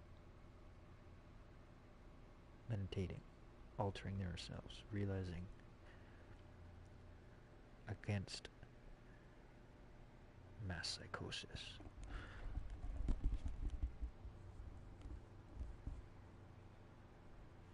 A society dominated by such groups is thus easily divided in increasingly hostile conflict, and as a result, not only does the population as a whole become weakened, as Machiavelli pointed out, but its eyes are diverted away from the actions of those operating behind the scenes, who constitute, in the words of Bernays, the invisible government who controls the destinies of millions. While there is nothing wrong with deriving a sense of belonging based on the commonalities we share with others, it is misguided to base our personal identity primarily on our group memberships. In terms of our evolutionary history, it is only fairly recently that we developed the ability to become aware of ourselves as individuals, separate from any group or tribe. This was a crucial development in consciousness, as the existence of a society based on individual rights and personal liberties is dependent on a population which has developed this capacity for individual consciousness, or in other words, on a society of individuals who understand themselves and treat others as individuals first and foremost. As Erich Neumann pointed out in his classic work, The Origins and History of Consciousness, prior to the development of this capacity for individual consciousness, the group and group consciousness were dominant. The individual was not an autonomous, individualized entity with a knowledge, morality, volition, and activity of its own. It functioned solely as a part of the group, and the group, with its superordinate power, was the only real subject. Seen in this light, the proclivity of individuals today to engage in group identification is not only a danger to the freedom and stability of a society, but it is also a regression of consciousness back to a more primitive psychological state, and therefore, from the standpoint of modernity, a pathological tendency that needs to be overcome, or as Sigmund Freud put it. Each individual has a share in numerous group minds, those of his race, of his class, of his creed, of his nationality, etc. And he can also raise himself above them, to the extent of having a scrap of independence and originality.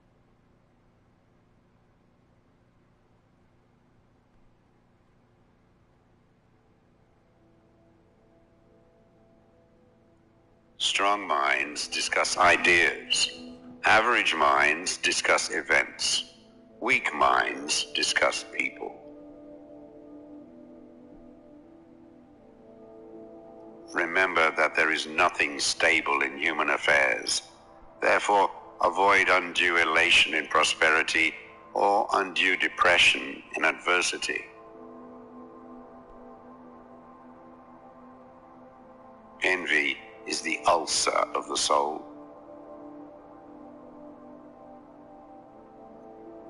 Our prayers should be for blessings in general, for God knows best what is good for us. Think not those faithful who praise all thy words and actions, but those who kindly reprove thy faults.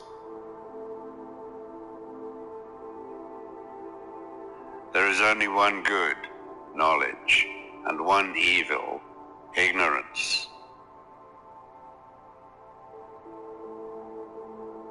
Wonder is the beginning of wisdom.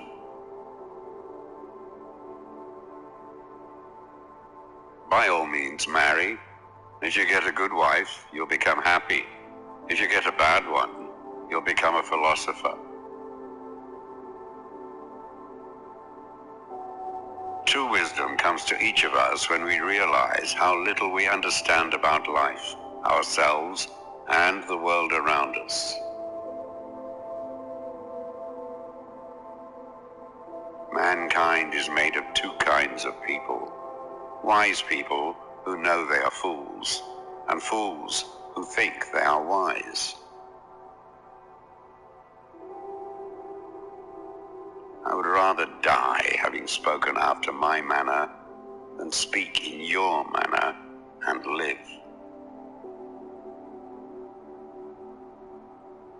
If all misfortunes were laid in one common heap, whence everyone must take an equal portion, most people would be contented to take their own and depart. Be kind, for everyone you meet is fighting a hard battle. From the deepest desires often come the deadliest hate.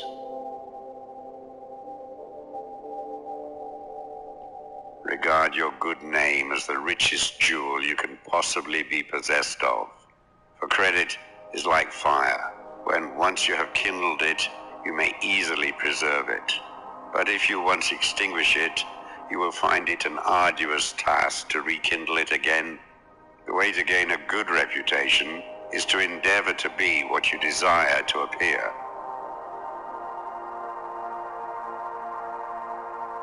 He is richest who is content with the least, for content is the wealth of nature.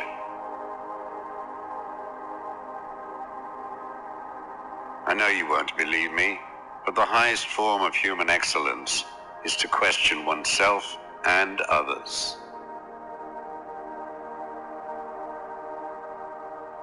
Get not your friends by bare compliments, but by giving them sensible tokens of your love.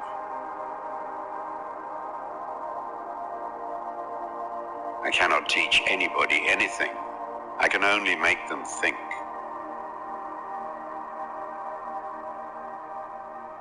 False words are not only evil in themselves, but they infect the soul with evil.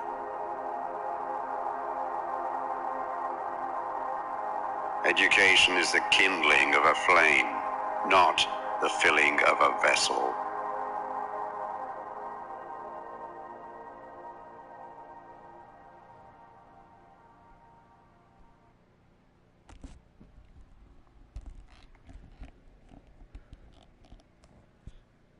That was some of Socrates' quotes.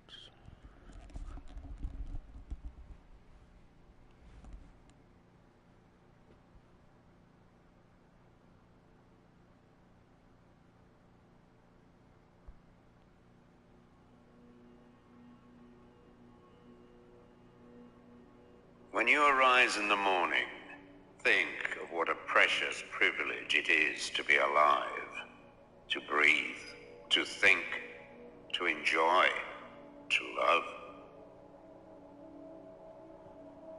The happiness of your life depends upon the quality of your thoughts. Look well into thyself. There is a source of strength which will always spring up if thou wilt always look. Do not indulge in dreams of having what you have not, but reckon up the chief of the blessings you do possess, and then thankfully remember how you would crave them if they were not yours. The object of life is not to be on the side of the majority, but to escape finding oneself in the ranks of the insane.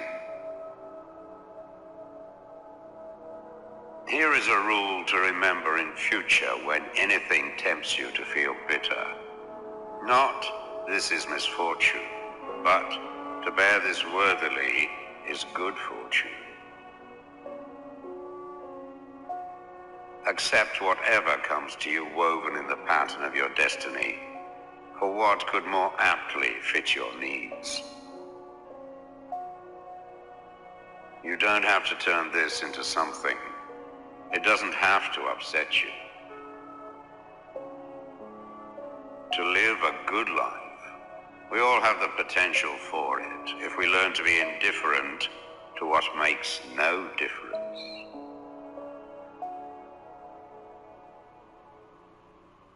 Think of yourself as dead. You have lived your life. Now, take what's left and live it properly. Death smiles at us all, but all a man can do is smile back. The best revenge is not to be like your enemy, Your mind will take the shape of what you frequently hold in thought, for the human spirit is colored by such impressions. The impediment to action advances action. What stands in the way becomes the way. You have power over your mind, not outside events. Realize this and you will find strength. It is not death that a man should fear, but he should fear never beginning to live. Never let the future disturb you. You will meet it, if you have to, with the same weapons of reason which today arm you against the present. Very little is needed to make a happy life. It is all within yourself, in your way of thinking. Loss is nothing else but change, and change is nature's delight. A man's true delight is to do the things he was made for.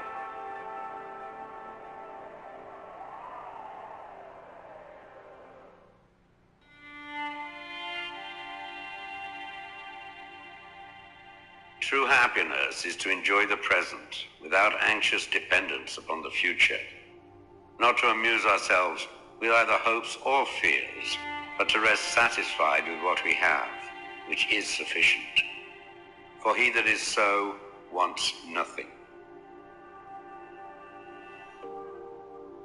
Begin at once to live, and count each separate day as a separate life. It is not because things are difficult that we do not dare. It is because we do not dare that things are difficult.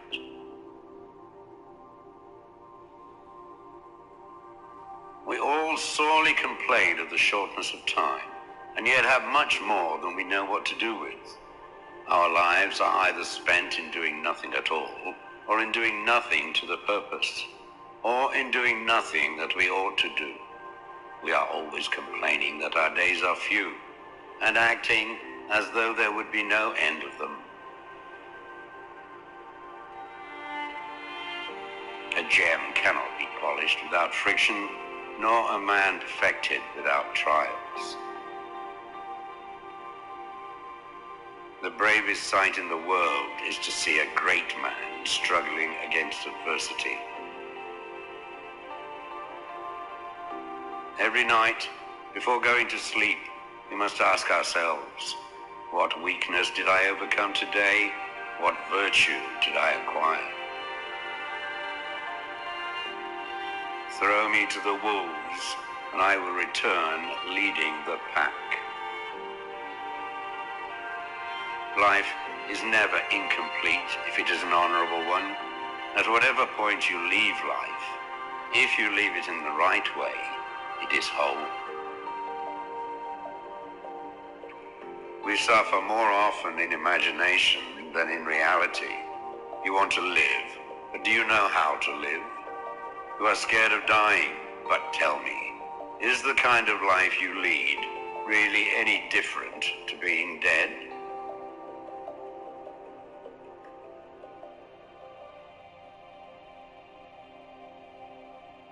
The greatest blessings of mankind are within us and within our reach. A wise man is contented with his lot, whatever it may be. Man is affected not by events, but by the view he takes of them. As is a tale, so is life. Not how long it is, but how good it is what matters.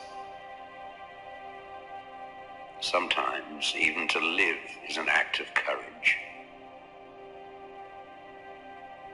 If you really want to escape the things that harass you, what you're needing is not to be in a different place, but to be a different person. Until we have begun to go without them, we fail to realize how unnecessary many things are. We've been using them not because we needed them, but because we had them. He suffers more than necessary who suffers before it is necessary. Hang on to your youthful enthusiasms. You'll be able to use them better when you are older. It is not the man who has too little, but the man who craves more that is poor. If a man knows not to which port he sails, no wind is favorable. Luck is what happens when preparation meets opportunity.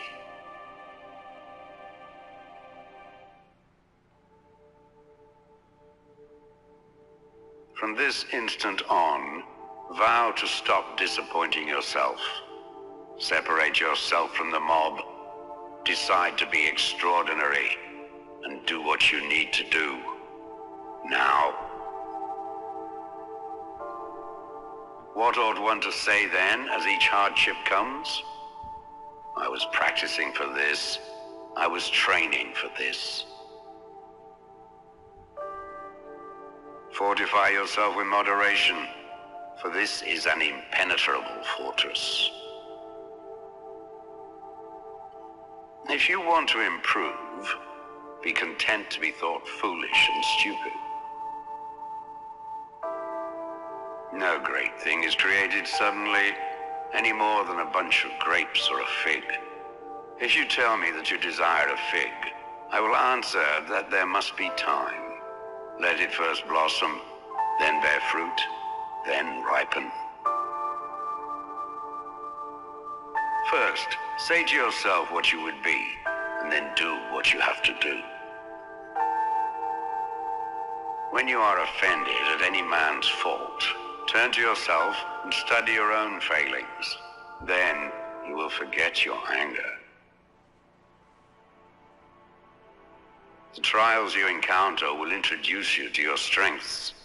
Remain steadfast, and one day you will build something that endures, something worthy of your potential. The world turns aside to let any man pass who knows where he is going. Attach yourself to what is spiritually superior, regardless of what other people think or do. Hold to your true aspirations, no matter what is going on around you. You may fetter my leg, but Zeus himself cannot get the better of my free will. Seek not the good in external things. Seek it in yourselves. On the occasion of every accident that befalls you, remember to turn to yourself and inquire what power you have for turning it to use. It is the nature of the wise to resist pleasures, but the foolish to be a slave to them.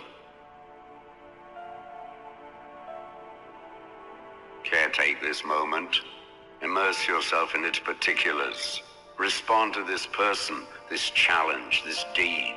Quit evasions. Stop giving yourself needless trouble. It is time to really live.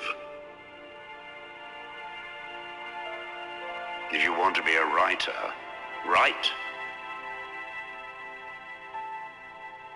The key is to keep company only with people who uplift you, whose presence calls forth your best. Be discriminating about what images and ideas you permit into your mind. No man is free who is not a master of himself. If anyone tells you that a certain person speaks ill of you, do not make excuses about what is said of you, but answer, "He was ignorant of my other faults, else he would not have mentioned these alone." It is impossible to begin to learn that which one thinks one already knows.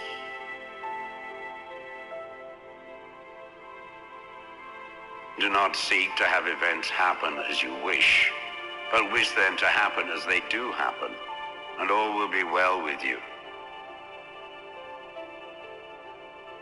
Never depend on the admiration of others.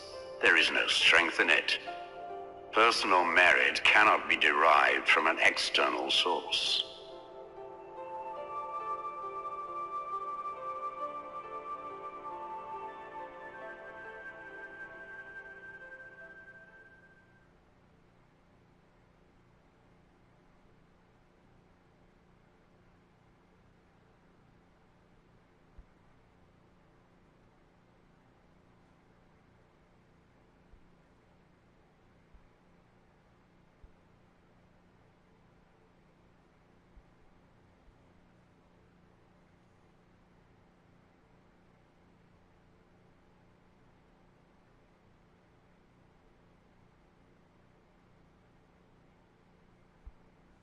Tell me about politics, because we had the Trust show here for a few weeks.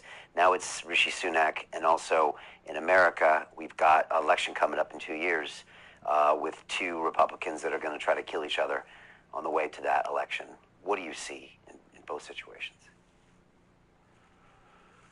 Well, as I said about Trump before he got elected in 2016, he's being brought in, whether he knows it or not, to divide America. Because there's a guy called Saul Alinsky who was followed by people like Obama and Hillary Clinton and Nancy Pelosi. And he wrote a book called Rules for Radicals. And it was how you take a democratic society, basically, and turn it into a communist one. And one of the things that he pointed out is that you don't target faceless corporations. You pick out one guy and you target him. You blame him or her, in this case him, for everything. Because it's like the Nazis said, keep your propaganda simple. Don't make it complicated. Keep your propaganda simple. It's like the propaganda against me in the Netherlands. He's an anti-Semite, he's a Holocaust denier, end of story. Evidence? No, not necessary, just keep saying it. And so Trump came in, and basically America was very quickly divided because you had the Trump supporters, and then you had people who were vehemently anti-Trump, and you created this divide in America.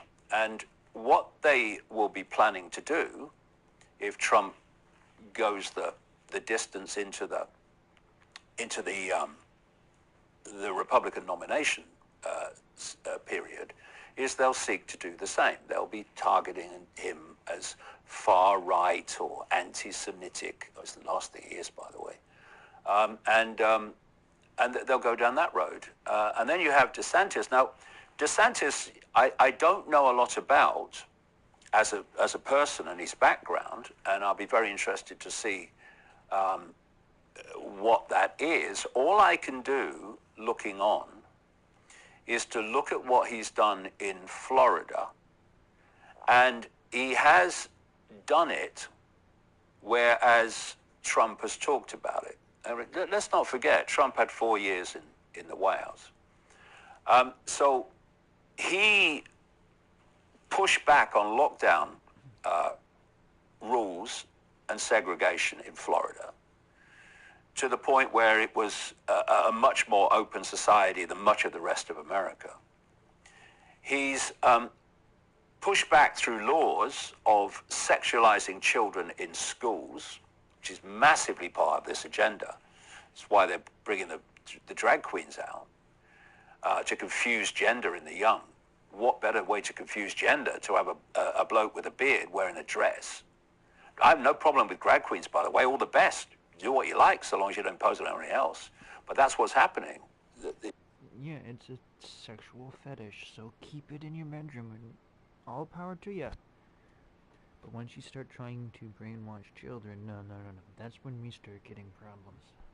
They're being used to confuse gender in the young for a much longer term agenda that I've written about in the books for years.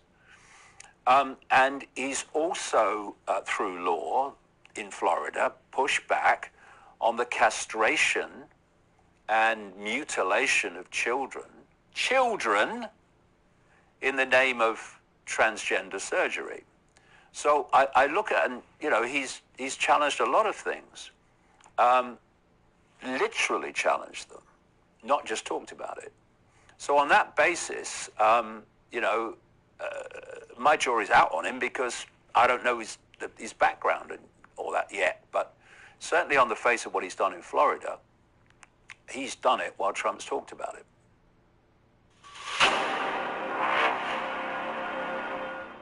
I'm looking for partners, collaborators, colleagues who want to join forces with me.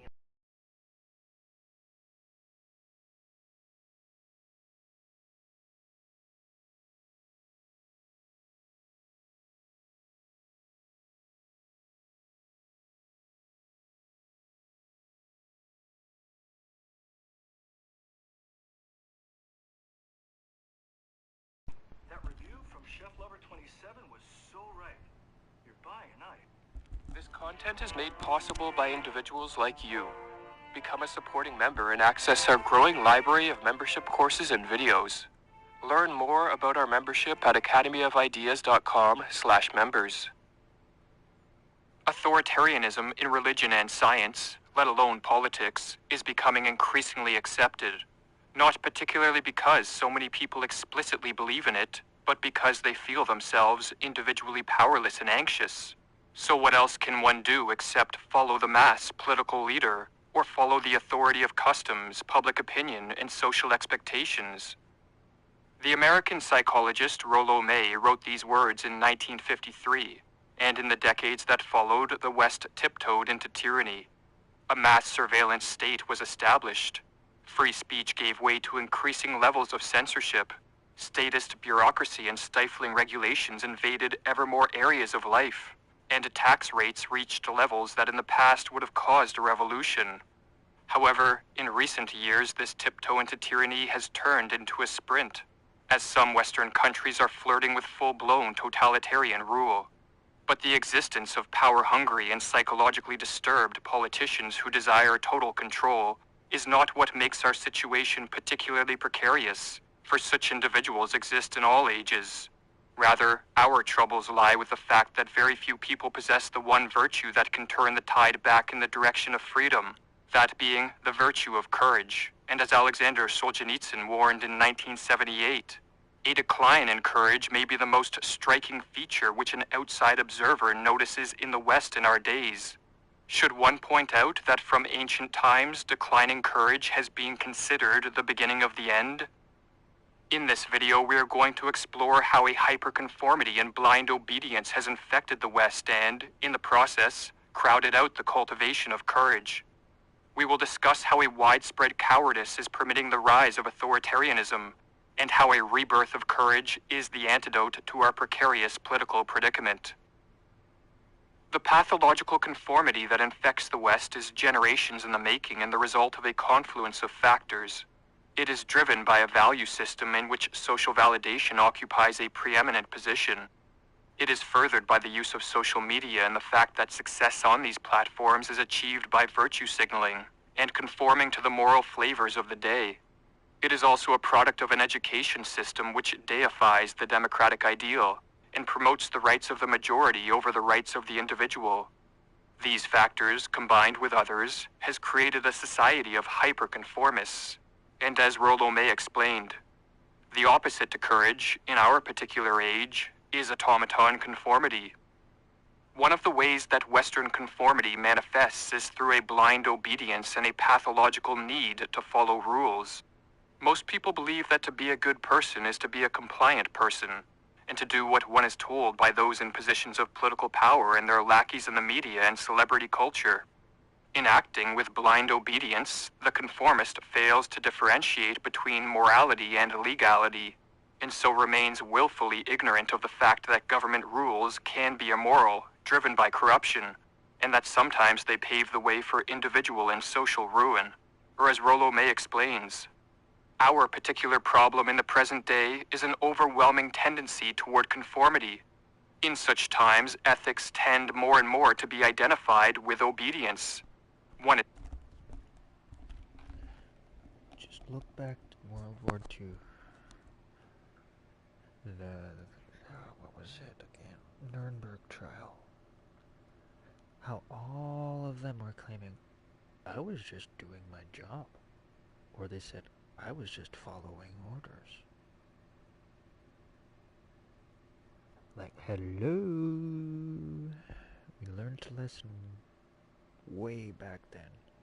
Yet sadly, we're repeating the mistakes, expecting a different result. You know what that's definition of? Insanity. What's wrong with the world?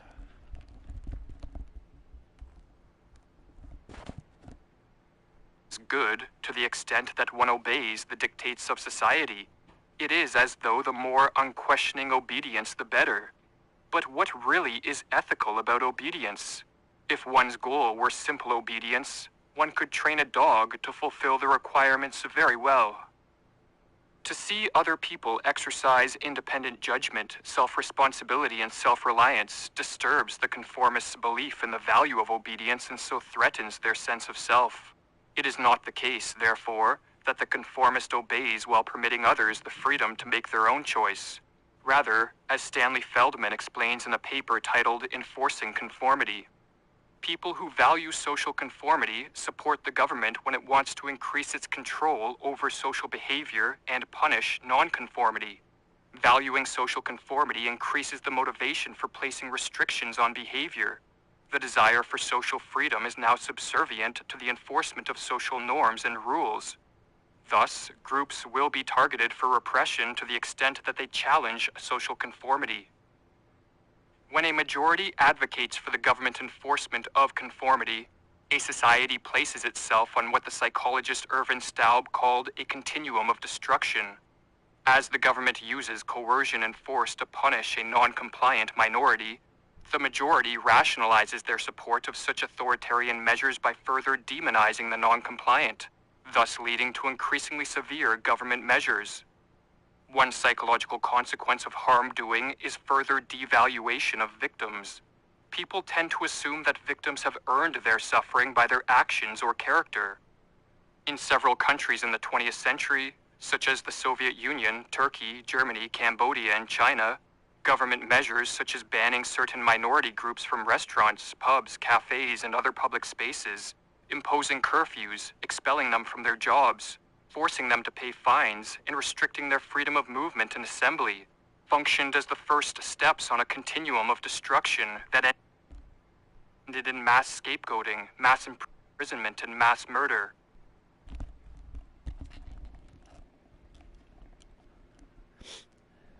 (2019) anyone? Ring bells? Ding ding ding ding ding ding ding ding ding ding ding ding. Any thoughts come to mind on that? Well, literally what was said, folks.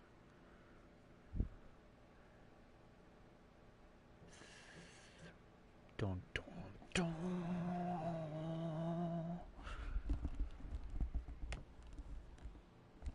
Here, I'll back it up. Listen again closely and think on what happened in 2019.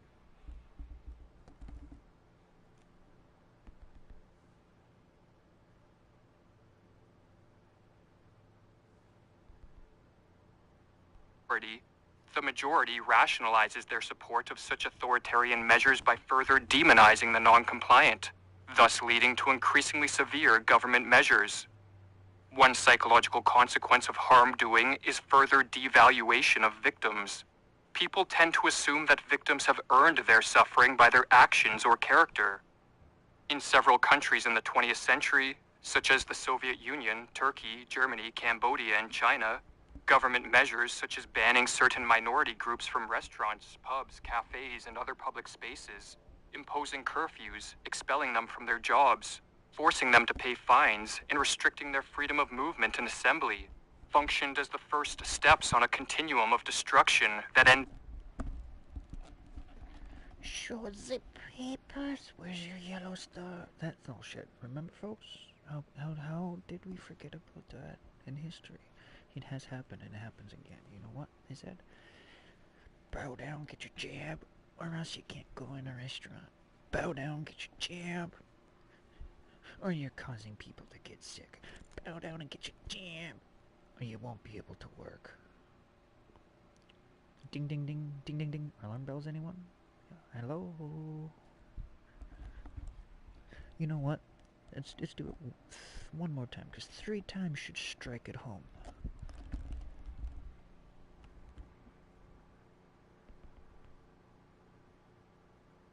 Compliant, thus leading to increasingly punish a non-compliant. A society places itself on what the psychologist Irvin Staub called a continuum of destruction. As the government uses coercion and force to punish a non-compliant minority, the majority rationalizes their support of such authoritarian measures by further demonizing the non-compliant, thus leading to increasingly severe government measures. One psychological consequence of harm doing is further devaluation of victims. People tend to assume that victims have earned their suffering by their actions or character. In several countries in the 20th century, such as the Soviet Union, Turkey, Germany, Cambodia, and China, government measures such as banning certain minority groups from restaurants,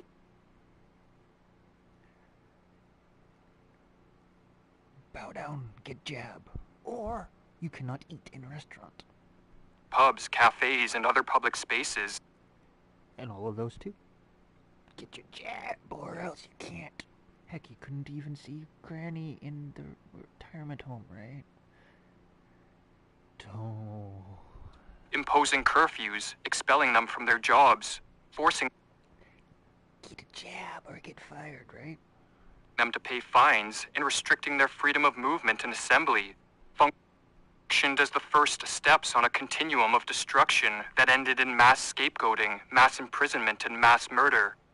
In his book, The Psychology of Good and Evil, Irvin Staub elaborates on the psychological mechanism that facilitates a continuum of destruction. How does harmful behavior become the norm? Doing harm to a good person or passively witnessing it is inconsistent with a feeling of responsibility for the welfare of others and the belief in a just world. Inconsistency troubles us. We minimize it by reducing our concern for the welfare of those we harm or allow to suffer. We devalue them, justify their suffering by their evil nature or by higher ideals. A changed view of the victims, changed attitude toward that suffering, and a changed self-concept result. To counter the continuum of destruction that is a product of too much conformity and too much government force, more people need to act with moral courage. Moral courage entails a willingness to encounter risks so as to defy immoral orders, reject authoritarian government control, and to stand up for the disappearing values of truth, freedom, and justice. And as Rushworth Kidder explains in his book, Moral Courage, where there's no danger, there's no courage. Anyone can endure security and well-being. The real challenges arise in the face of hazard. So it is with moral courage, where danger is endured for the sake of an overarching commitment to conscience, principles, or core values. Some acts of moral courage are accompanied by mild risks, such as being ridiculed, insulted, or ostracized.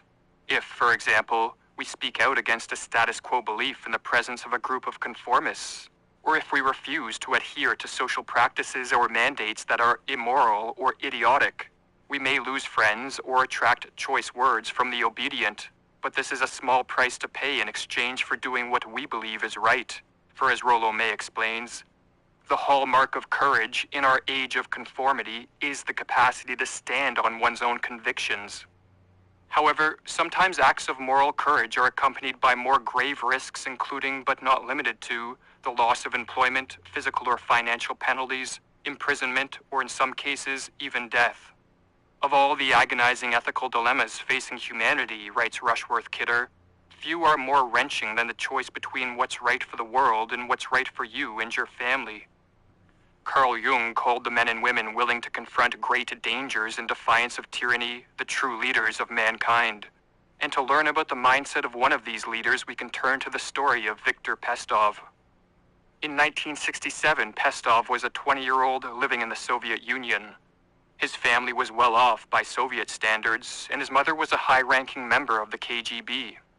Yet Pestov could not avert his eyes from the boot of tyranny that was crushing society, and so he took a keen interest in political matters. And when Soviet tanks rode into Czechoslovakia and violently stamped out the human rights protest known as the Prague Spring, Pestov told his friend, "We must do something about this." Pestov and his brother set up a clandestine group called Free Russia, and he warned those who joined that they would likely be arrested within the year. Yet all agreed that the battle for freedom justified the risk, and so they began publishing pamphlets exposing the lies of the Soviet regime and snuck out in the dead of night to distribute them. The KGB quickly identified the group as a threat, and in 1970, Pestov was arrested. His mother was fired from the KGB and never allowed to work in Russia again, and Pestov was sentenced to 5 years in a Soviet prison camp. Pestov decided to stand up to the Soviet regime and therein place himself and inadvertently his mother in great danger, because he could not in good conscience sit idly by as a corrupt regime of thousands destroyed the lives of millions. He understood that if he did not stand up for the freedom of others, he could not expect others to stand up for his, and that if nobody did anything, everyone was doomed. And so, he chose to face danger, to fight for freedom, and to place a portion of the fate of society on his back. He saw himself as fighting against the malevolent idea that someone will think for you, someone will make decisions for you, and as he explained, a person should be the master of his own fate. In a conversation with Rushworth Kidder, Pestov reflected on the grave dangers he voluntarily faced, and on the 5 years he spent in prison. "I believe I did the right thing," Pestov concluded. "I wasn't silent. I was saying and doing what I had to do. There was a very small contribution of mine to the fact that the communists were pushed out of power. Unless more people can muster up the moral courage to renounce conformity in favor of standing up for freedom and for what is right, and at the very least make a small contribution to combating tyranny, Western societies will continue moving towards what Ayn Rand called the stage of the ultimate inversion. Or as she warns, we are fast approaching the stage of the ultimate inversion, the stage where the government is free to do anything it pleases, while the citizens may act only by permission, which is the stage of the darkest periods of human history, the stage of rule by brute force." Already, sadly, before our eyes. Don't believe me? Look at the Canadian truckers. They sent horses in with riders. And those horses, at least one of them, in one situation, trampled a lady with a walker. You cannot tell me that was no accident, because guess what? Sadly, the Royal Canadian Mounted Police are trained, and even their horses are trained for that specific maneuver. The horse knocks, my own elbow, knocks them down. Think of it, that horse is pure muscle. Over 1,000 pounds of muscle. Why not make use of it, right? So because people don't know any better, they think, oh, it was an accident because Big Daddy government told them so. Whoop, whoop, they believe it. They don't think for themselves anymore. It's bogus, and right now we're in the worst part of it.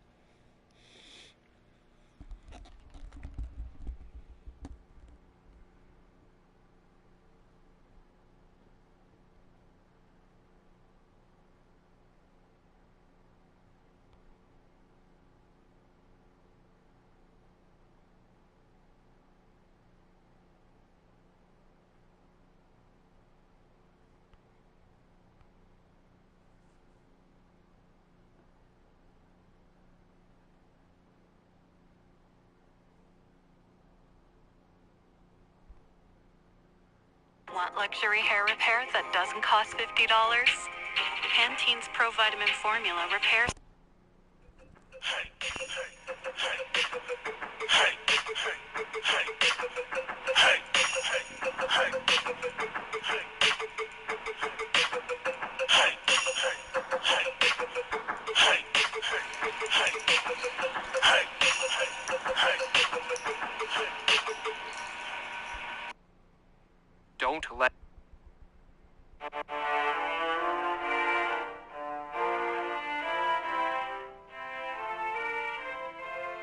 In 1940, George Orwell wrote, "Almost certainly we are moving into an age of totalitarian dictatorships, an age in which freedom of thought will be at first a deadly sin and later on a meaningless abstraction.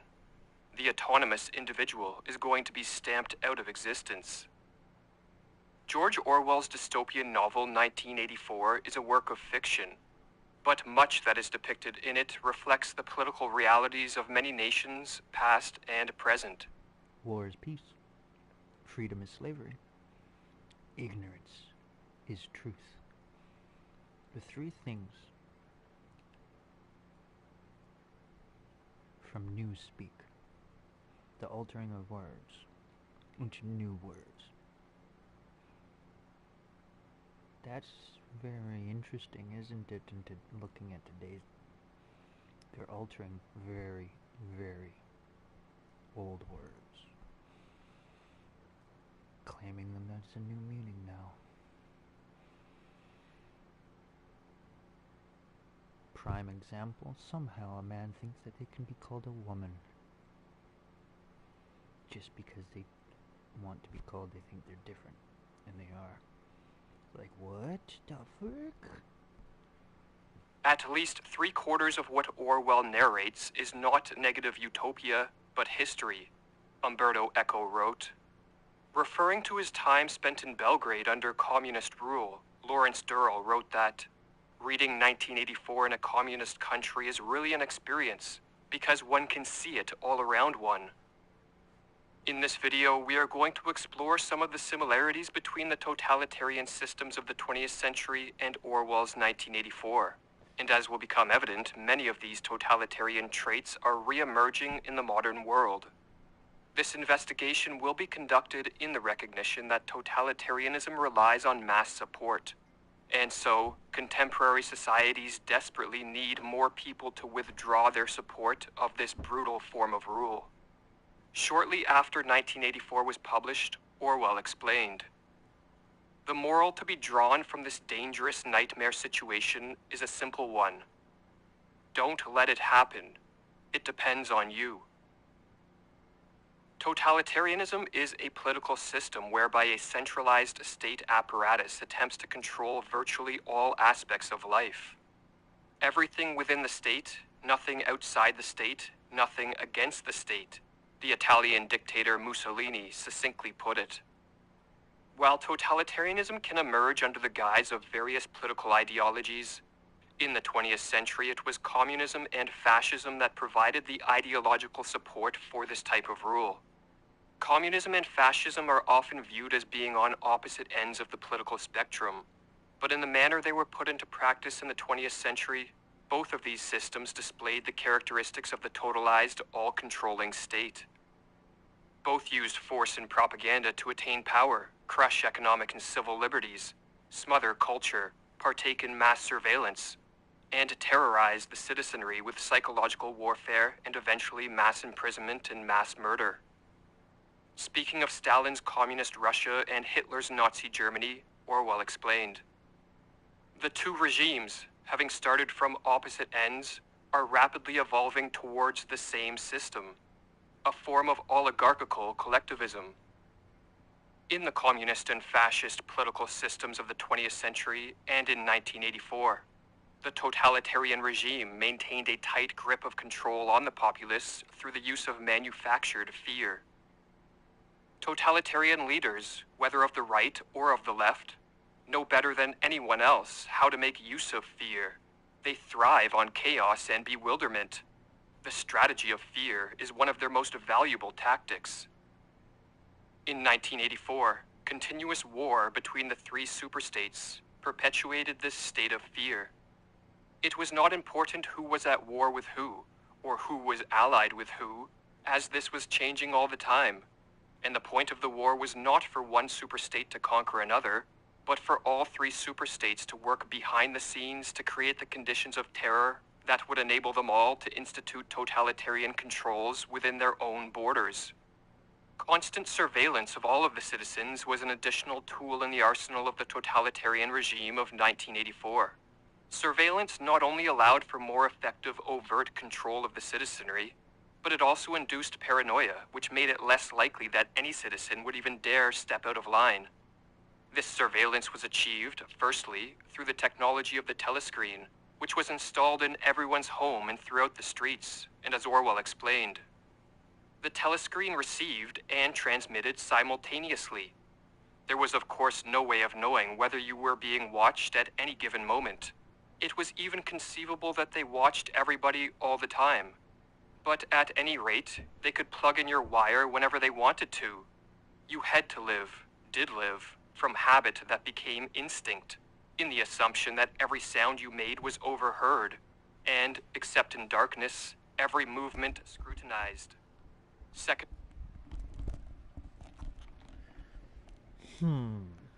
Does that relate in today's world right now? Well, on a PlayStation, you can, by voice, control stuff. Microsoft Windows has used something called Cortana. It's also on the Xbox. Makes you scratch your head and go, oh, doesn't it? Well, it should make you think.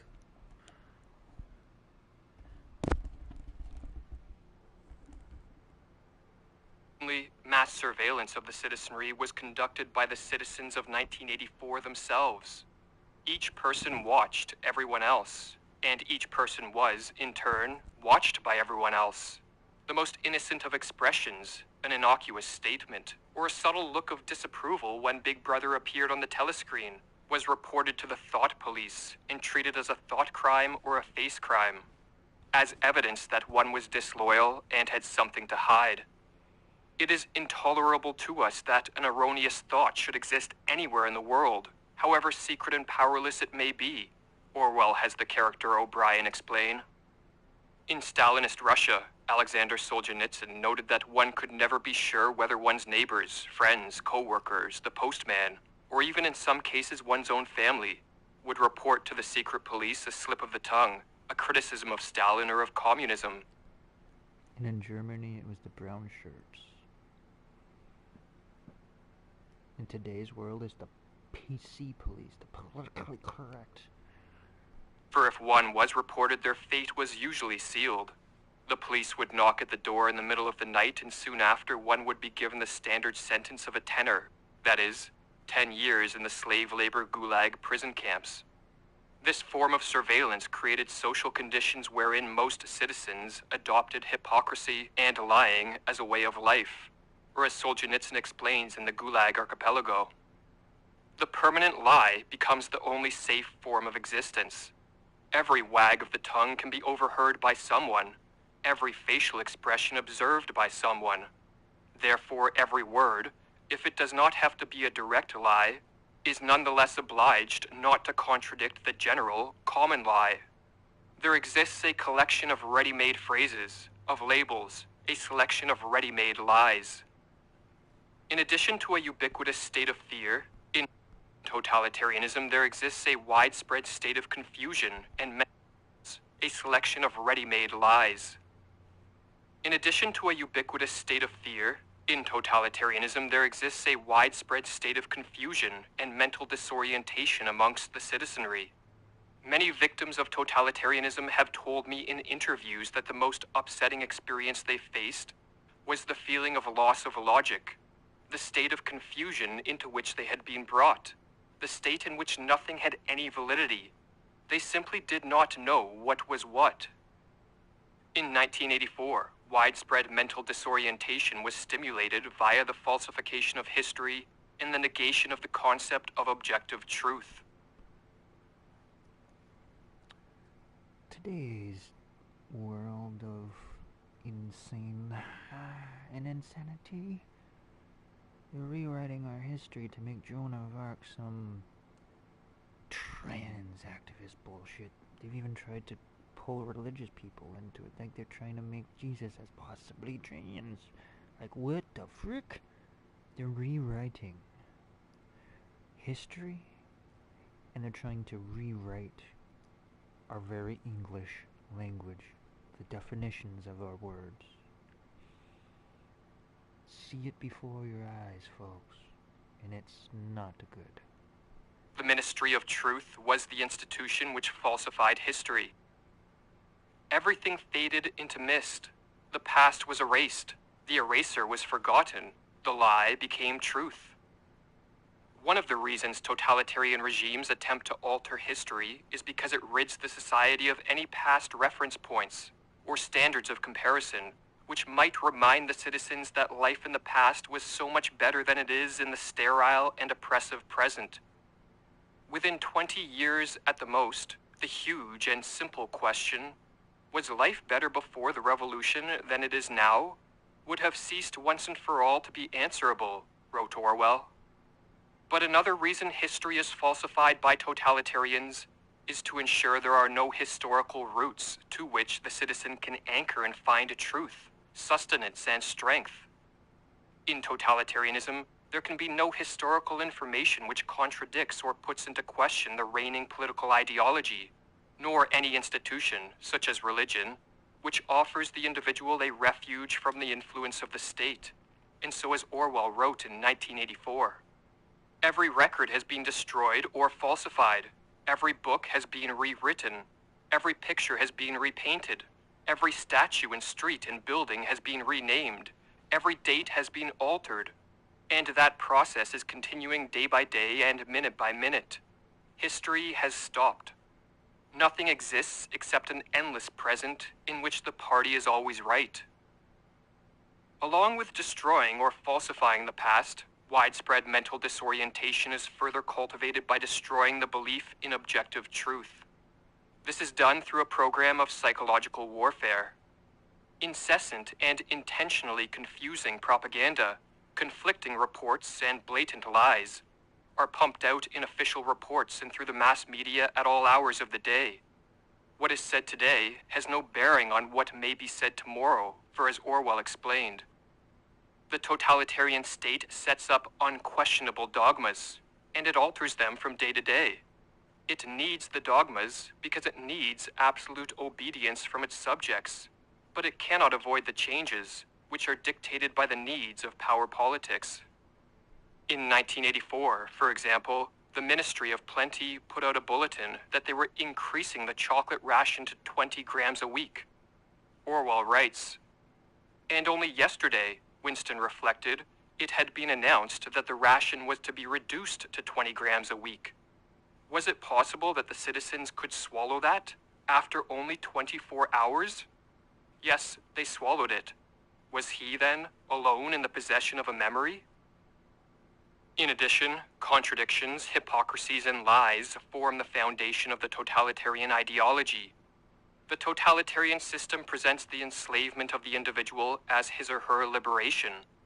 Censoring information is called protecting the truth. The destruction of culture or the economy is called its development. The military occupation of other countries is labeled as the furtherance of freedom and peace. In 1984, the Ministry of Peace instigated wars, the Ministry of Truth manufactured propaganda, and the Ministry of Plenty created shortages. On the enormous pyramidal structure of the Ministry of Truth hung the words, war is peace, freedom is slavery, ignorance is strength. The official ideology abounds with contradictions even when there is no practical reason for them, Orwell explained in 1984. These contradictions are not accidental. The purpose of this all-encompassing program of psychological warfare is to bewilder the mind of the average citizen.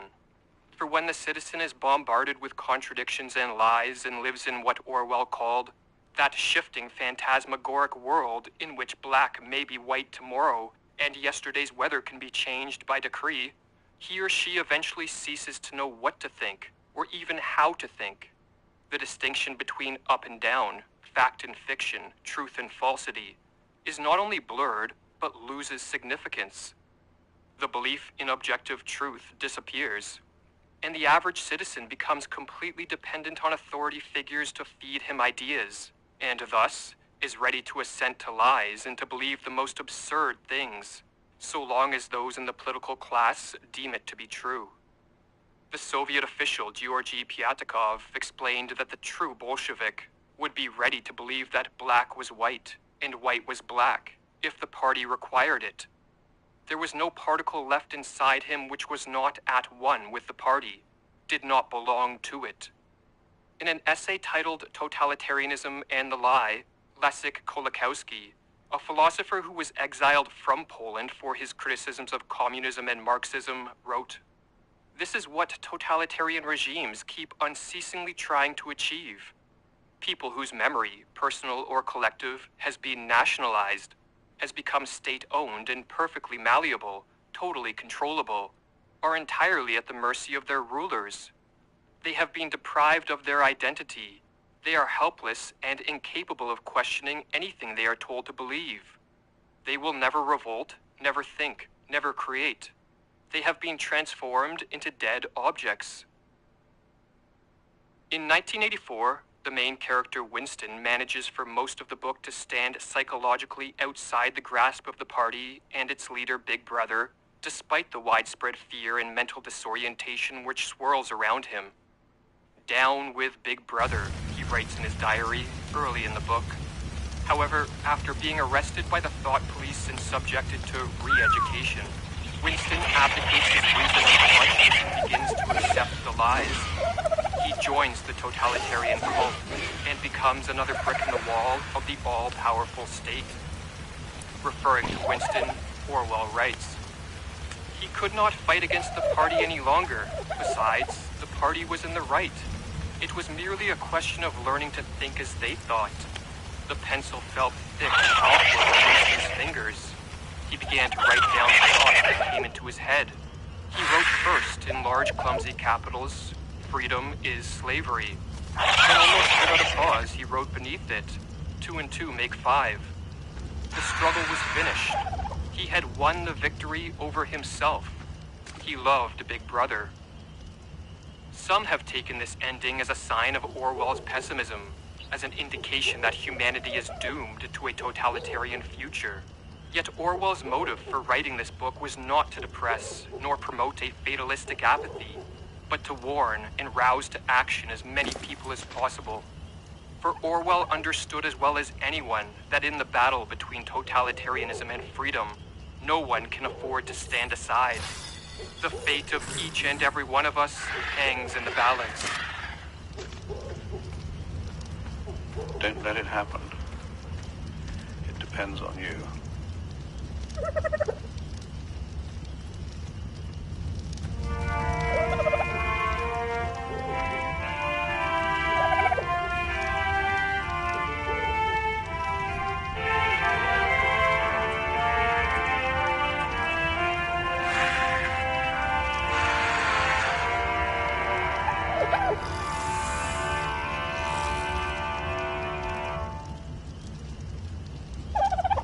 Here's a way to make investing a lot less complicated. Trade just one stock. Sounds pretty basic, right? Well, it may be basic, but it works. This strategy was pioneered by a former hedge fund manager named Larry Benedict. He calls it his one-ticker retirement plan. And in 2 decades of using this strategy, he didn't have a single losing year. Not 1999, not 2008. In fact, in 2008, when the subprime mortgage bubble crushed portfolios, Larry's fund turned a massive $95 million profit. Pretty impressive. This one-ticker retirement strategy is no gimmick either. It has nothing to do with buy and hold. And it flies in the face of everything a financial planner would tell you. But I assure you, it's completely legit. Plus, it's incredibly easy to understand and even easier for everyday folks to follow. And for the first time in his career, Larry is sharing his strategy with the world. He just released a free video where he explains everything you need to know about his one-ticker retirement strategy. In this short video, Larry even does an over-the-shoulder demonstration of his strategy in action. Plus, he gives away the name of his favorite ticker 100% free. This is an incredible opportunity, folks. You can access Larry's video and demonstration by clicking the link below this video now. Whether you're a fairly experienced investor or... Human cast, composed of people who resist the merger.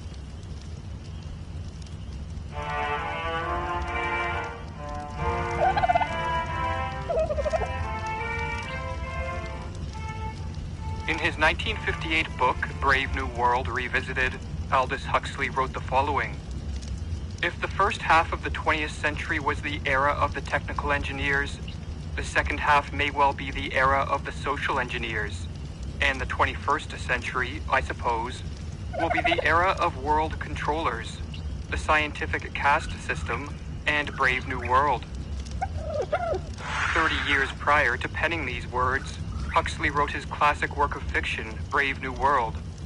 Set in the distant future, this book depicts a scientifically managed dystopian society. In Brave New World, the ruling authorities attain mass compliance not through force, but by supplying the masses with endless streams of distracting entertainment, and manipulating them with drugs and other technological methods. Huxley wrote Brave New World as a warning. Advances in science and technology, he believed, were paving the way for the type of society depicted in this book, and he cautioned that if a Brave New World type of order solidifies, it could be the final or ultimate revolution. The people will have their liberties taken from them, but they will enjoy their servitude and so never question it, let alone rebel. In a 1962 interview at Berkeley University, Huxley explained, "It seems to me that the nature of the ultimate revolution with which we are now faced is precisely this, that we are in the process of developing a whole series of techniques which will enable the controlling oligarchy, who have always existed and will always exist, to get people to love their servitude." According to Huxley, this Brave New World totalitarianism was most likely to solidify in the 21st century. And so in this video, we are going to examine whether Huxley's predictions are coming true. Do we live in a brave new world?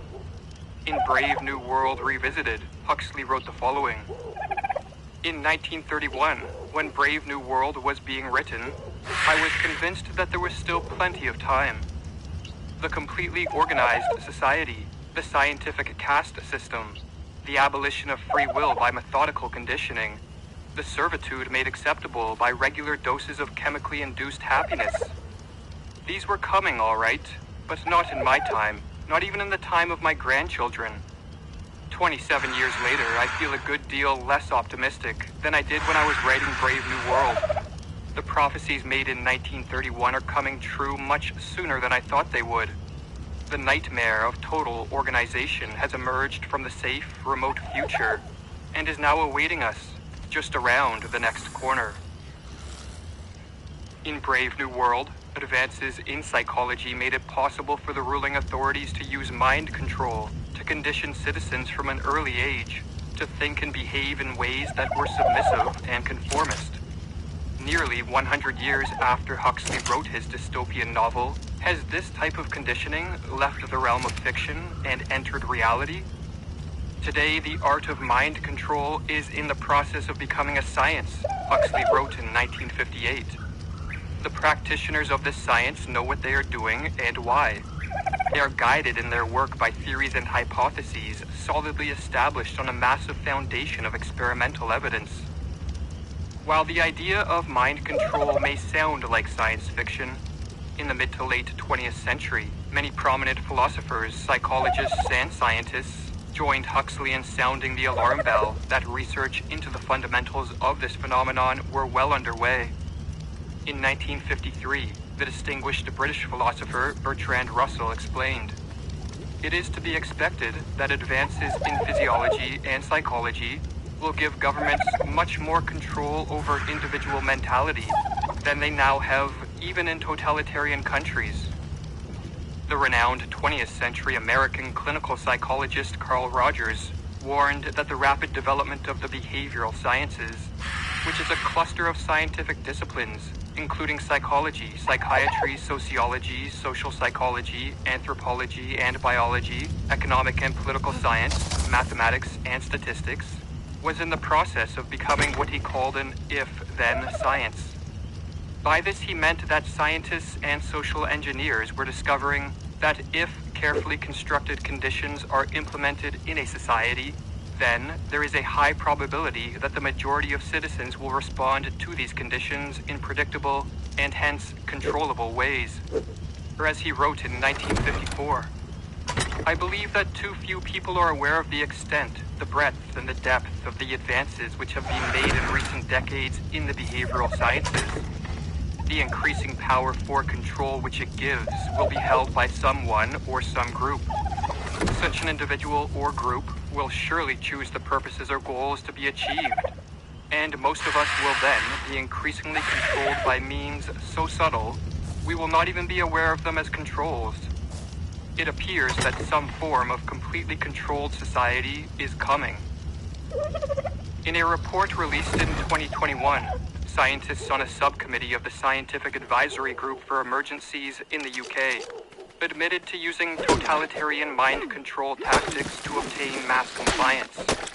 One scientist went as far as to state that he was stunned by the weaponization of behavioral psychology over the last 5 years, while another admitted, "You could call psychology mind control. That's what we do. Clearly, we try and go about it in a positive way, but it has been used nefariously in the past. Psychology has been used for wicked ends."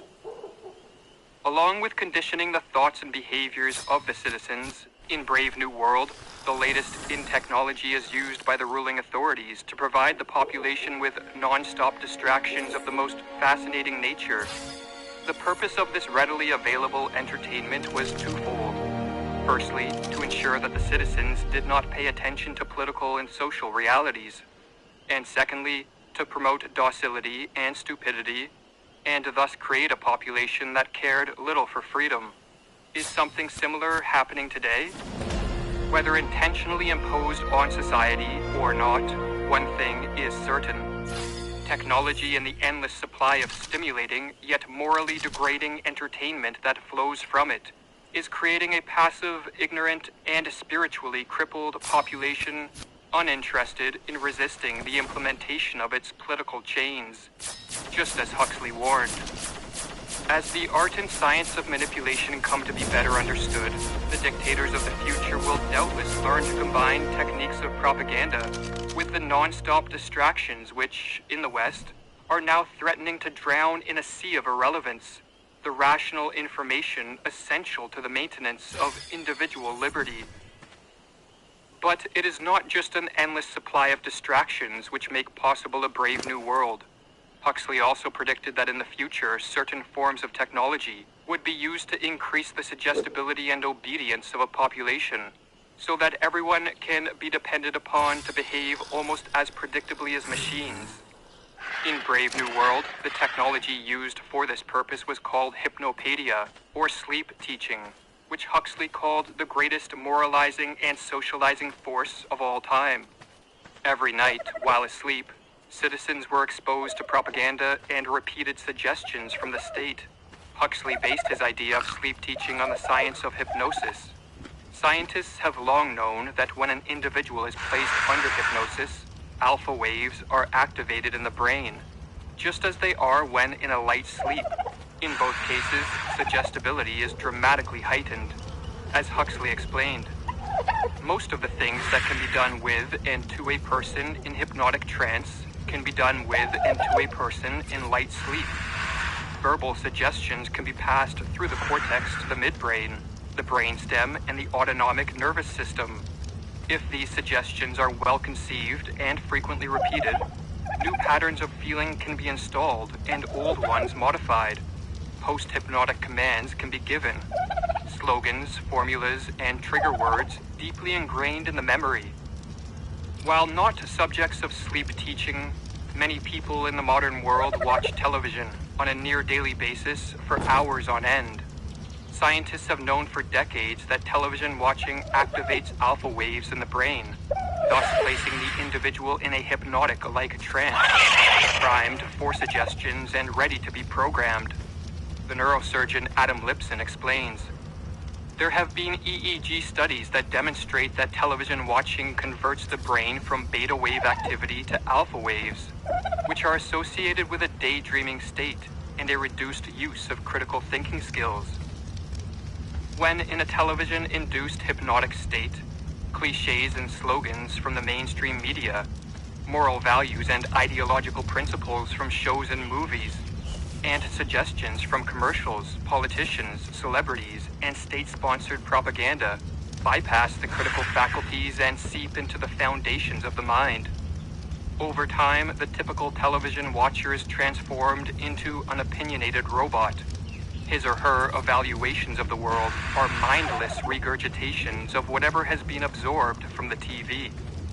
Nearly 70 years ago, the medical doctor Joost Meerloo warned of the hypnotizing dangers of television, dangers which now apply to computers, smartphones, and any other technology which turns the human being into a mesmerized spectator of a screen. No longer does man think in personal values, following his own conscience and ethical evaluations. He thinks more and more in the values brought to him by mass media. Television keeps him in continual awe and passive fixation. Consciously, he may protest against these anonymous voices, but nevertheless, their suggestions ooze into his system. In Brave New World, suggestibility was heightened not just through the use of technology, but also with a super drug called Soma. This systematic drugging of individuals for the benefit of the state was a main plank in the policy of the world controllers. Soma had no physiological drawbacks. When taken in small doses, it stimulated a sense of bliss, and in larger doses, it generated pleasant hallucinations and a refreshing sleep. It provided what Huxley called a holiday from reality, and most importantly, it made the citizens highly submissive. As well as tranquilizing, hallucinating, and stimulating, the Soma of my fable had the power of heightening suggestibility, and so could be used to reinforce the effects of governmental propaganda. Today, not one Soma-like superdrug, but a whole concoction of drugs including but not limited to alcohol, marijuana, psychotropics, opioids, and sleeping pills are readily used as a means of escaping reality. The widespread use of drugs in our day has socio-political ramifications. For a drugged-up society, just like a dumbed-down society, is more easily conditioned into servitude. The chemical dependent is not a politically vigilant person who is ready to defend liberty, and as Meerloo wrote, any man who escapes from reality through the use of alcohol and drugs is no longer a free agent. He is no longer able to exert any voluntary control over his mind and his actions. Alcoholism and drug addiction prepare the pattern of mental submission so beloved by the totalitarian brainwasher.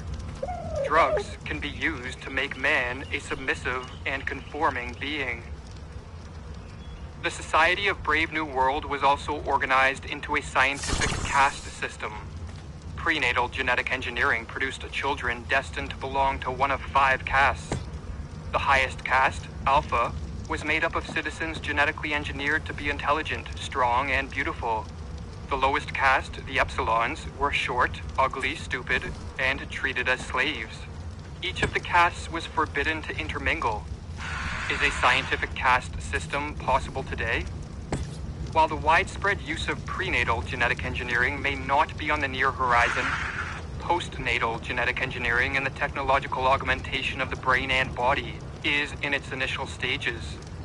We are at the beginning of a fateful era in which man may merge with machine, and the result could be the formation of a 2-tiered scientific caste system.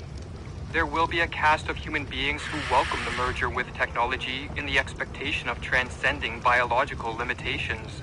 And there will be an all-too-human caste, composed of people who resist the merger with technology.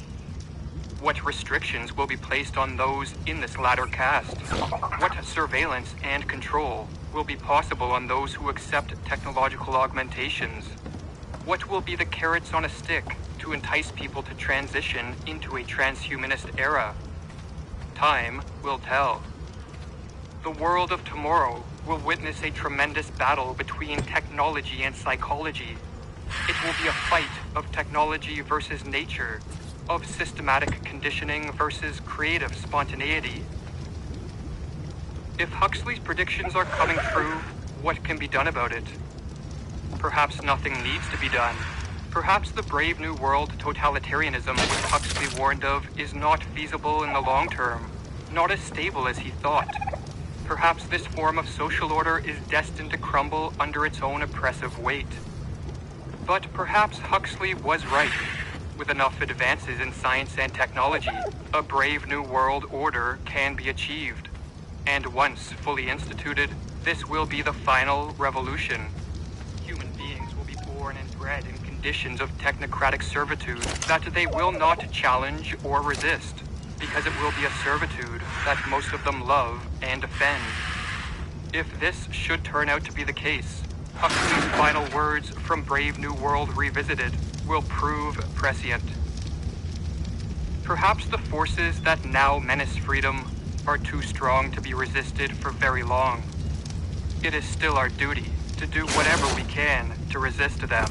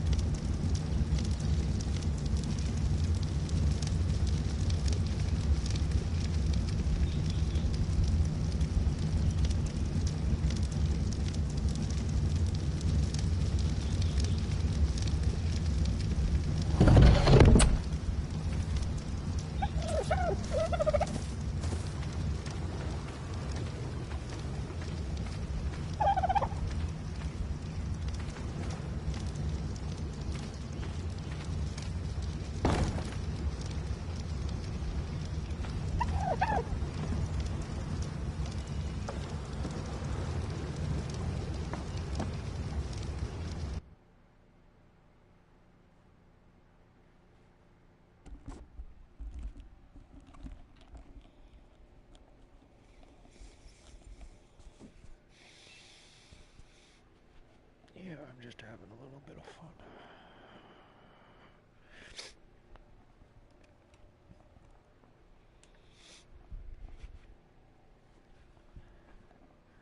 Like heck. Just take a look at this.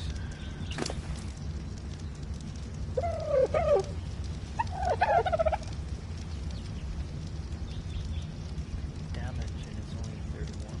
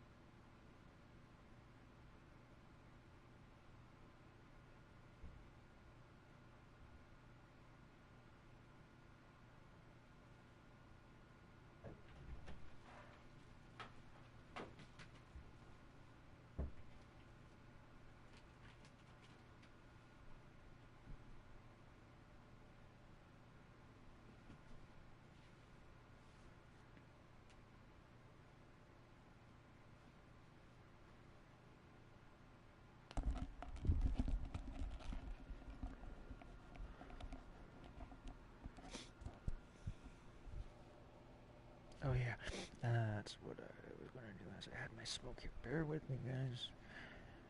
I'm learning how to play this game. ARK is not like any other survival game I've played. It's just weird.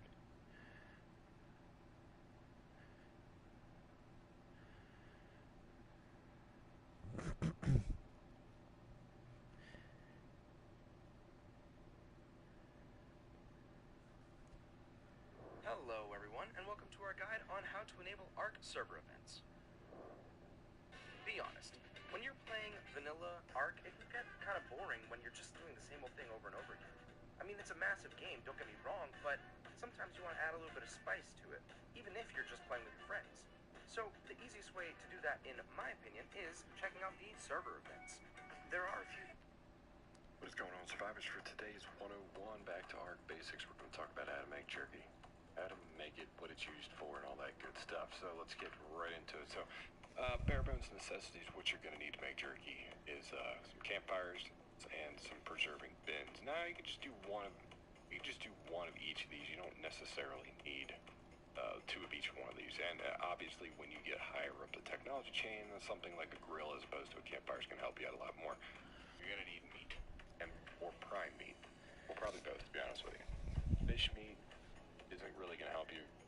Prime fish meat isn't going to help you. You can cook those things and hold on to them if you want to, but they're not going to help you with the jerky thing. You can only use meat for that. So basically, you throw the meat on here and you cook it just like normal. Turns into cooked meat.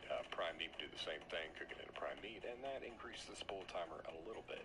But what if you're looking for something a bit more? That's when you get involved in the preserving bin. So the preserving bin runs off a spark powder, so you're going to have to make spark powder. That's done on a mortar and pestle, and stone and flint, or on a chemistry station later on. You get a little bit more bang for your buck there.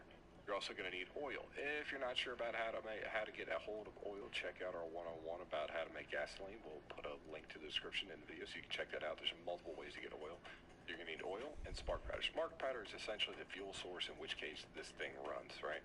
If anything in the preserving bin already by itself, when you add spark powder in here, it increases the spoil timer of it. Adding oil in here prompts the preserving bin to convert cooked prime meat and prime meat and cooked meat into jerkies. You actually have the prime meat jerky and then you have the cooked meat jerky as well. This is a slow process on official settings. A very slow process. Like literally, we're talking about it takes about 30 minutes ish to get one of these jerkies. So it takes a long time. Playing it on something like single player is definitely going to it's going to take some time. You can tweak the settings as far as like how your fuel burn and other things like that go to kind of compensate for it. This is definitely more for something like a server that's on all the time or that's running all the time, so that it can create this all the time when you're not around. Now, what would you use the jerky for? So there's a couple different things you would use it for, one of which the spoil timer is exponentially better. So let's take a stack of this and stack of this, just throw it in my inventory. So the one jerky will spoil in over a day, almost 2 days basically, where the cooked meat is going to expire here in 20 minutes. So the spoil timer is exponentially better. So this is a great food source once you get to the point of making this to carry around with you. That way you're constantly not having to refill on regular, cooked meat or a barrel of berries, because it increases your food stat. It replenishes your food a lot quicker and a lot easier. You don't need to carry as many of them, and they'll weigh less as well. The other thing that the jerky is commonly used for is the creation of kibbles. Now, kibbles are what you would use to tame critters to get the best taming effectiveness. And if you're not sure about how kibbles work or how to make those, we also have a 101 on that as well. We'll put a link to that video in the description of this one so you guys can check that one out too. That's primarily what you're going to use kibble for. There's certain recipes and certain things that you're going to make along the way that jerky is going to be used for, certain jerky and certain cooked foods.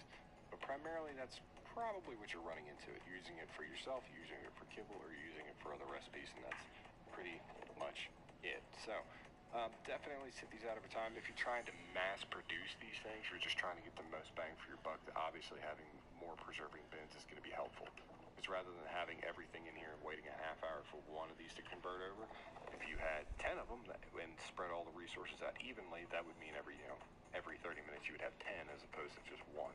So if you're looking to mass produce it, that's definitely a surefire way to do it. Would just simply be to just make a giant, like almost maybe a separate room in your house dedicated to only this can also be coupled later on, so you can actually, like once you advance up the technology chain, you have something like a refrigerator. A refrigerator is going to increase the spoil time on these things even more. So once the jerky is created, you can pop that out and put it in a refrigerator, and it'll last so much longer, actually.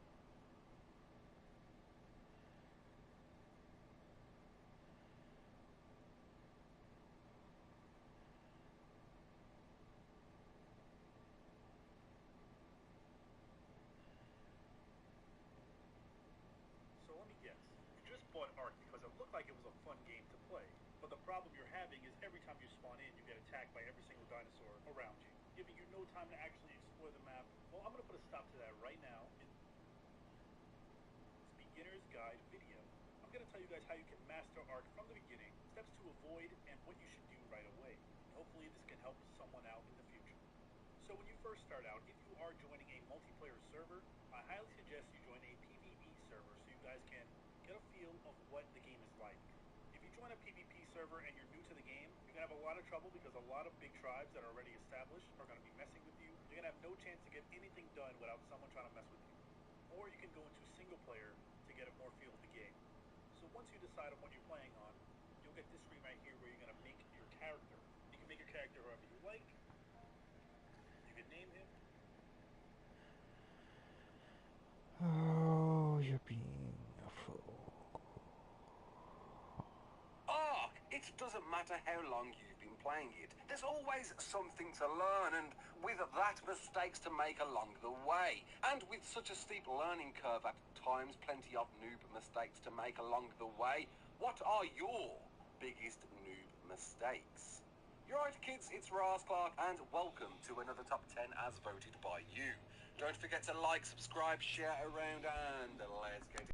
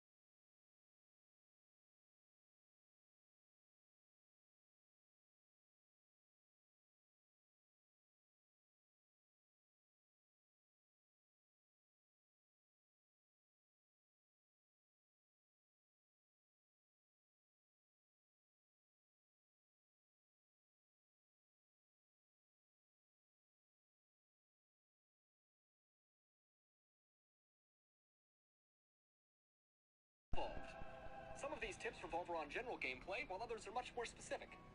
These tips are steered towards new or returning players that may have forgotten or were never introduced to some of the newer mechanics that have been added over the years. If you're interested in a more in-depth guide to some of the game's mechanics, I would highly recommend checking out my absolute beginner's guide to ARK Survival Evolved before watching this video. Shameless plug! If you find this video helpful or enjoyable, please be sure to leave it a like down below and subscribe to the channel if you're new. Now let's get started. Woo! Tip number 1, your character's build matters. I know that when I first started playing the game, I made my character absolutely jacked because it looked awesome and it was the closest that any video game character has ever come to representing me in real life. But I quickly found out that this can have a massive disadvantage in PvP situations because your character's hitbox is much larger and makes you a much easier target to hit. Making your character as small as possible and even changing their gender to female will give you the greatest advantage in PvP situations, although this playstyle isn't for everybody. Personally, I make my character a reasonable... Dead bogus. The hitbox is the same, dumbasses. Coming from experience from an actual game tester, I can tell you without a doubt. It matters not. Size with normal features and call it quits there. He's still got a club for a dick though. Tip number 2, change your in-game settings. Keeping things default is typically a bad choice as you're missing out on a lot of additional functionality or using settings that actually hinder you. Yep. In terms of graphical that is true. Settings, I would choose the settings that are appropriate for your personal system and what it can handle. Difference between a pro and a noob right there. Pros alter their settings. Noobs just play it. Personally, I run the game on maximum settings unless I'm recording, at which point I turn down my anti-aliasing and shadows because these can be giant FPS tanks. As for optional features, I would disable bloom and light rays, as these can be really obnoxious when literally everything in the world of ARK wants to burn out your f***ing retinas. There's also a camera shake FX setting that can be extremely annoying when playing the game, as anytime you get near a large creature, your screen shakes worse than Michael J. Fox with a jackhammer. Outside of this, I would customize your key bindings to your liking. About the only thing that I change here is swapping the console command to tilde and my inventory key binding to tab, but these are personal choices that are completely up to you. Tip number 3, character attributes can have multiple effects. Did you know that if you invest points into oxygen, it will not only increase the length of time your character can survive underwater, but will also increase their movement speed while swimming? Did you know that melee damage not only affects the damage you deal with melee weapons, but also increases your resource yield while gathering with manual tools such as pickaxe, hatchets, and chainsaws? Did you know that fortitude not only provides you with increased insulation versus the environment, but also increases your resistance to torpidity gaining effects? Did you know that investing points into food and water is absolutely f***ing worthless? What I'm getting at here is that it pays to do a little bit of research before investing your points, because some categories can have multiple effects, and others are pretty pointless for your build that you're going for. Personally, I like to spread out my attribute points for an all-around solid build. I typically go for around 300 health, 150 stamina, 350 weight, 2 fortitude, 130% movement speed, and the rest dumped into melee damage. As a fun fact, the reason that I put 1 attribute point into fortitude is so that Trudons can no longer one-shot knock you out if you happen to be bitten. Tip number 4, gather explorer notes. You might think that those pointless dossiers and explorer notes lying around in the game serve no purpose other than providing backstory and untimely deaths, but in fact they're extremely useful in the early game. These collectibles provide nice chunks of experience for your character, but most importantly provide a 2x experience boosting effect that lasts for 10 minutes. Some of the rarer ones provide a 4x experience boosting effect and can stack with the other boosters. If you can plan and coordinate well enough, you can time these boosting effects to level up extremely quickly. In fact, it's possible to get from level 1 all the way up to level 70 in about 7 minutes time on the island. Now, I'm not going to provide specifics in this video about how to do that because there are plenty of other sources available online showcasing the island note run. Tip number 5, build a starter base. You might think it's pointless to build the lesser tier bases early on because they don't provide much protection, but in my opinion, any protection is better than nothing. That's what she said. It's important to have a place to respawn, store some heavier resources, and to simply take shelter during the night. Plus, the experience you gain from crafting structures is quite nice in the early game and can help progress you along nicely. Tip number 6, your UI has functionality. Did you know that you can transfer items back and forth between your inventory and a structure or dino's inventory by simply hovering over the item and pressing the T key, or using the transfer all button at the top of your inventory? Did you know that you can easily drop items by hovering over them and pressing O, or drop all of your items using the drop all button at the top of your inventory screen? Did you know that you can quickly swap your gear by hovering over the item and pressing E? If not, then I would suggest taking some time to explore what the UI is capable of. All of these features not only make your gameplay experience a lot more enjoyable, but the quick responsiveness might just save your life in a tight situation.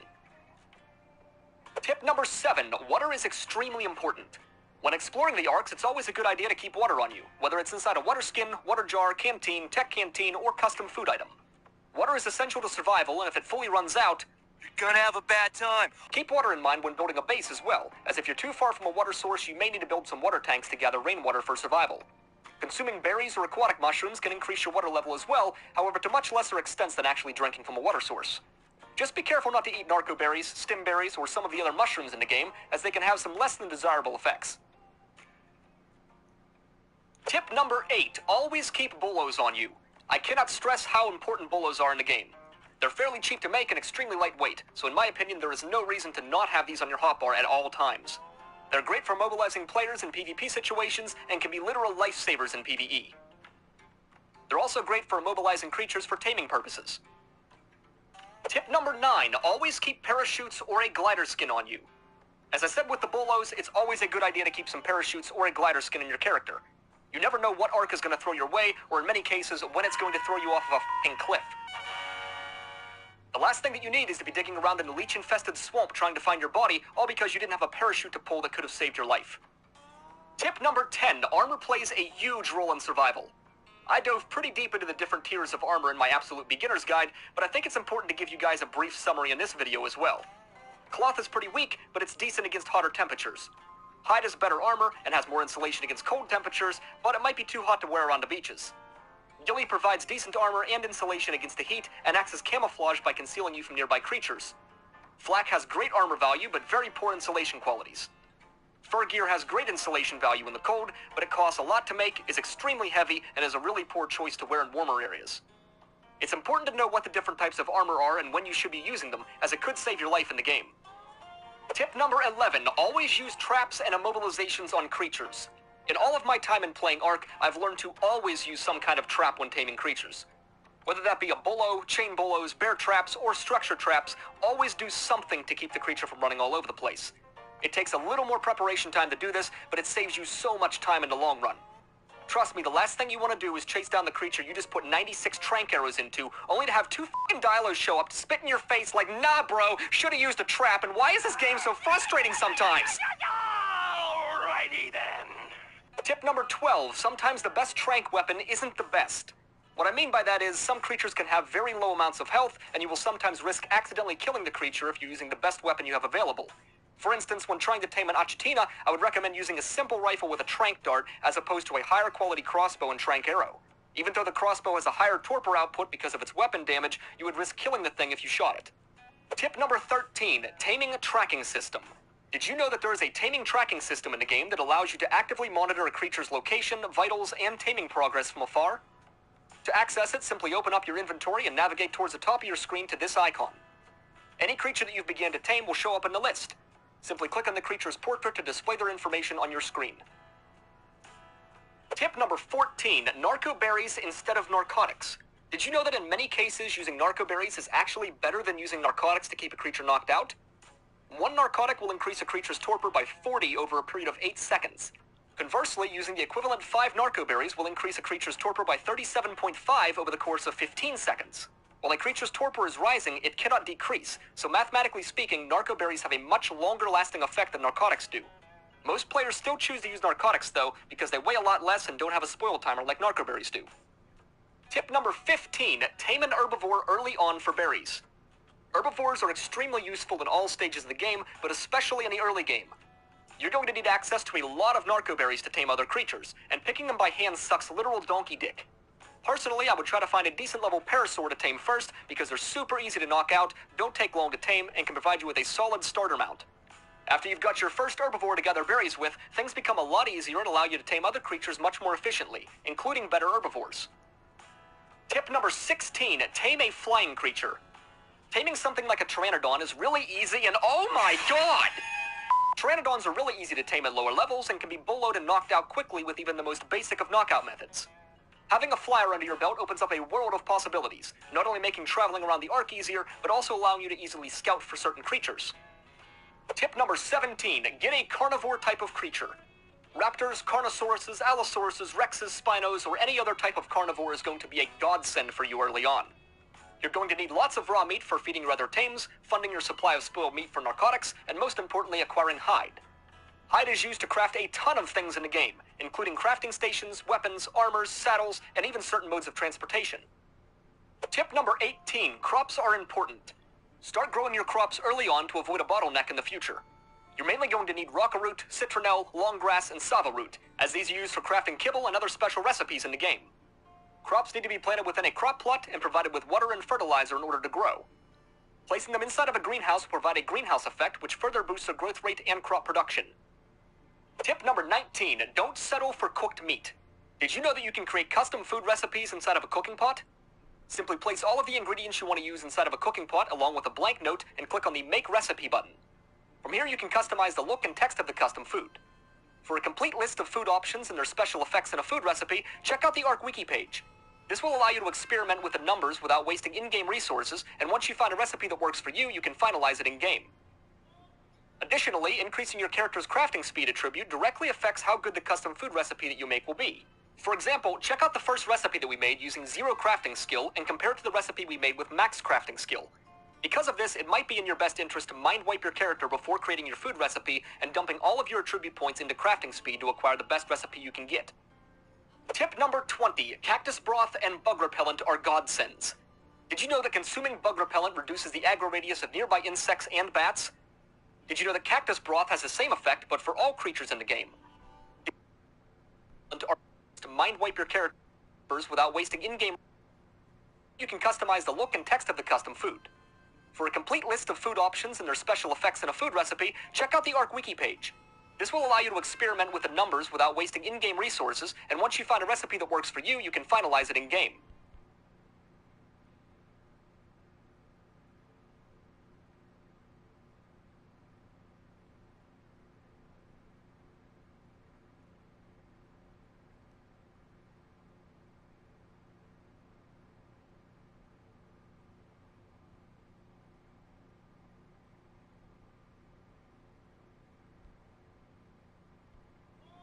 Additionally, increasing your character's crafting speed attribute directly affects how good the custom food recipe that you make will be. For example, check out the first recipe that we made using 0 crafting skill and compare it to the recipe we made with max crafting skill. Because of this, it might be in your best interest to mind wipe your character before creating your food recipe and dumping all of your attribute points into crafting speed to acquire the best recipe you can get. Tip number 20, cactus broth and bug repellent are godsends. These effects not only able to get to ghillie armor to basically make you invisible to nearby creatures. Stacking all of these effects can be a massive game changer and help you reach certain areas in the game that you would otherwise not be able to get to. Tip number 21, manually collecting honey. Did you know that you can collect honey without any tools or tames? By using ghillie armor, you can safely approach a beehive and press E to take 5 honey from the hive, placing it on a 15-minute cooldown. You can technically do this without ghillie armor, but if you attempt to do it, you're gonna have a bad time. Tip number 22, finding different snap points. Did you know that you can use other structures to find alternative snap points while building? Take this foundation, for instance. By itself, you only have one available snap point for a wall. But if you were to place another foundation next to it and either move your camera or press the Q key while placing the wall, it will cycle to an alternative snap point on the new foundation. This allows you to reposition walls, ceilings, and other structures to your liking. This functionality isn't just cosmetic, though.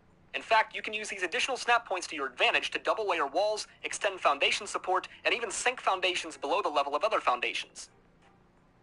As another example, say that you wanted to extend the floor of your raft, but you're unable to snap a foundation out any farther.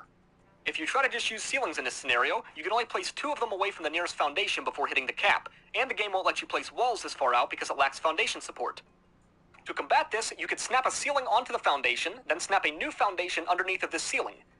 Then remove the ceiling panel and your foundation will stay in place. Using magic! The best part is these are foundations being placed, which means that your walls and ceilings above will still receive support. These are just a few examples of how to cheese the building system in ARK, and I couldn't even begin to dive into the specifics in this video, but just know that if there's something you're trying to achieve in the game, more than likely there's a way to do it. The wiki page and YouTube videos just like this one are a great source for finding specific builds and tricks that you're looking for. Tip number 23, alpha creatures have loot. You might think that alpha creatures are only in the game to f*** you in the ass, but you're only partially right. Alpha creatures can drop tools, weapons, and armor of varying qualities, making them a very valuable source of loot at any stage in the game. In addition to the lucrative loot table, they also provide a substantial boost in experience when you manage to kill one. Alpha Raptors are by far the easiest of the creatures to kill. You can use a tall rock or use the terrain to your advantage when killing one if you don't have a suitable tame. In this case, I used my own body to distract the Alpha Raptor while I killed it. Otherwise, I would stick with a high damage mount to take on alpha killing. I've even used an Equus in combination with high melee damage to kill alphas before, as the horse absorbs the damage while you deal the damage out. Tip number 24, staying hidden. If you're playing on a PvP server, I found it far easier to survive by staying relatively low-key and hidden from plain sight. Building a very compact base in a small nook or cranny is your best chance of survival, especially if you're playing alone or with a small group of friends. Sometimes it's better to stay in a lesser tier of structure too, such as stone, as it's less obvious to enemy players that you have valuable resources inside your base. Please understand that the moment that you start placing turrets around your base, you've officially marked yourself as a target for raiders. The resources required to make turrets are quite extensive, and most players have an understanding that if you have the resources to make turrets, you more than likely have more inside your base that makes it worth raiding. I would suggest starting with Plant X species plants, as this will provide you with excellent defense without drawing too much attention. This will allow you to gather the resources necessary to upgrade your base to a higher tier and place multiple turrets down at once for a better chance of survival. As a quick side note, it's not always best practice to set your turrets to the maximum range possible. Sometimes this can draw unwanted attention from players that otherwise wouldn't have even seen your base location, but now know where you are because they took a bullet while passing by. Something else to keep in mind is that the more dedicated PvP players will oftentimes set their graphical settings to the lowest possible because it gives them a massive advantage in PvP fights and while scouting. For instance, can you spot the hidden vault in this video on high settings? Now how about in low settings? Because of this massive advantage that players have using lower settings, I would suggest building your base with your graphics turned down to ensure you're hiding it properly, then adjust your graphics back up to your liking when you're finished. And finally, tip number 25, become an escape artist. Did you know that if you get picked up by an enemy player, you can use a crossbow and grappling hook to escape? If you don't have a crossbow or grappling hook on you, there is one other method to escape, although it's kind of a complete bitch button. The method that I'm speaking of is logging out of the game while you're being carried. This will force your character into an unconscious state in which they can't be picked up by enemy tames. Because your character is unconscious, you will also not suffer any fall damage from the height that you're dropped from. Just make sure that if you do this, you time it correctly so that your character doesn't fall into a dangerous area and you can quickly relog and escape. Alright, well that about wraps up this video. If you enjoyed, please be sure to leave this video a like down below, subscribe to the channel with notifications on to stay up to date on all of my latest content.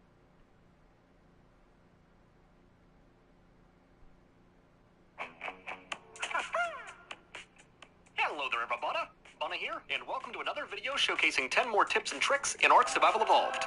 With the ongoing success of the first two videos, I figured we'd keep the ball rolling and continue the series forwards. Some of these tips are very broad and impact your general gameplay experience as a whole, while others are much more specific. If you find this video enjoyable or helpful, then please support the channel by doing all that standard YouTube stuff. Okay, thanks! Tip number 1, getting rid of that pesky swamp fever. Have you ever been playing ARK on official servers and immediately run into an infected player or dodo? Why am I even asking that question? Of course you have. Outside of Rust, ARK has one of the most toxic online communities to ever exist. A lot of these players get a huge kick out of spreading their unnamed virus of 2020 onto other unsuspecting players. Now, one option is to build your survivor around your modified attribute points, but curing the disease is an option that a lot of players would rather take. Crafting lesser antidotes in ARK is a process more difficult than performing nuclear fusion, so what option does that leave you? Well, did you know that you could simply transfer off of the current server you're playing on to completely remove the swamp fever infection from your survivor? Simply travel to a supply drop, obelisk, or other transporting terminal structure to transfer to a different map and receive the most affordable healthcare service that ARK has to offer. Once you're cured, you can simply transfer back to the server you were playing on to resume what you were doing. Just make sure that you remember the name of the server that you left, as otherwise, you're gonna have a bad time. Tip number 2, gas masks protect against swamp fever. While we're still on the subject of swamp fever, I figured I would throw this one in here. Did you know that if your survivor is wearing a gas mask, it's completely impossible for your character to contract swamp fever? Not only does it provide protection against the airborne aspect of the virus, but also the physical aspect. Not even blood splatter or being directly bitten by a disease leech can spread the swamp fever to your survivor, meaning that you can safely enter someone's swamp fever-ridden shack without the worry of contracting a disease that you never asked for. My god, if only college students knew about this. Tip number 3, cryopods are a godsend. With the release of the ARK Extinction DLC came the introduction of cryopods, one of the single most useful and powerful items in the game. Cryopods are small tech-like storage containers for your tames that allow you to cryogenically freeze them for safer storage or travel. The cryopod can then be thrown back down at a later time to release your tame back into the open world. Think of a cryopod like a Pokeball, but without the branding or risk of a lawsuit. Well, alongside this core functionality are a few added bonuses that you may not have known. When a creature is kept inside of a cryopod, it gains an additional 5% base passive experience, in addition to stacking XP multipliers. The amount of experience they gain upon release from the cryopod is solely based on how much game time has passed since cryopodding, multiplied by their idle XP rates, and multiplied again by a final 1.05 return. This means that cryopodding and storing dinos not only conserves a lot of space and food, but can also be quite efficient for leveling up tames in the background with virtually no extra effort. Did you also know that stored creatures will not count towards your tribe's total tame limit? This is because, technically speaking, the cryopodded creature is no longer a part of your tribe and therefore isn't included within the cap limit. Did you also know that placing cryopods inside of a refrigerator will essentially have its rate of decay from 30 days to 60 days? This can be a really solid storage alternative if you haven't yet acquired the level to craft a cryo-fridge, or simply don't have the resources to do so. Lastly, uncryopodding a creature will cause it to instantly shit its guts out, although this doesn't seem to work with every creature in the game. It is a very convenient way of acquiring snow owl pellets, though. Thank you, Jesus. Tip number 4, wooden cages are incredibly useful.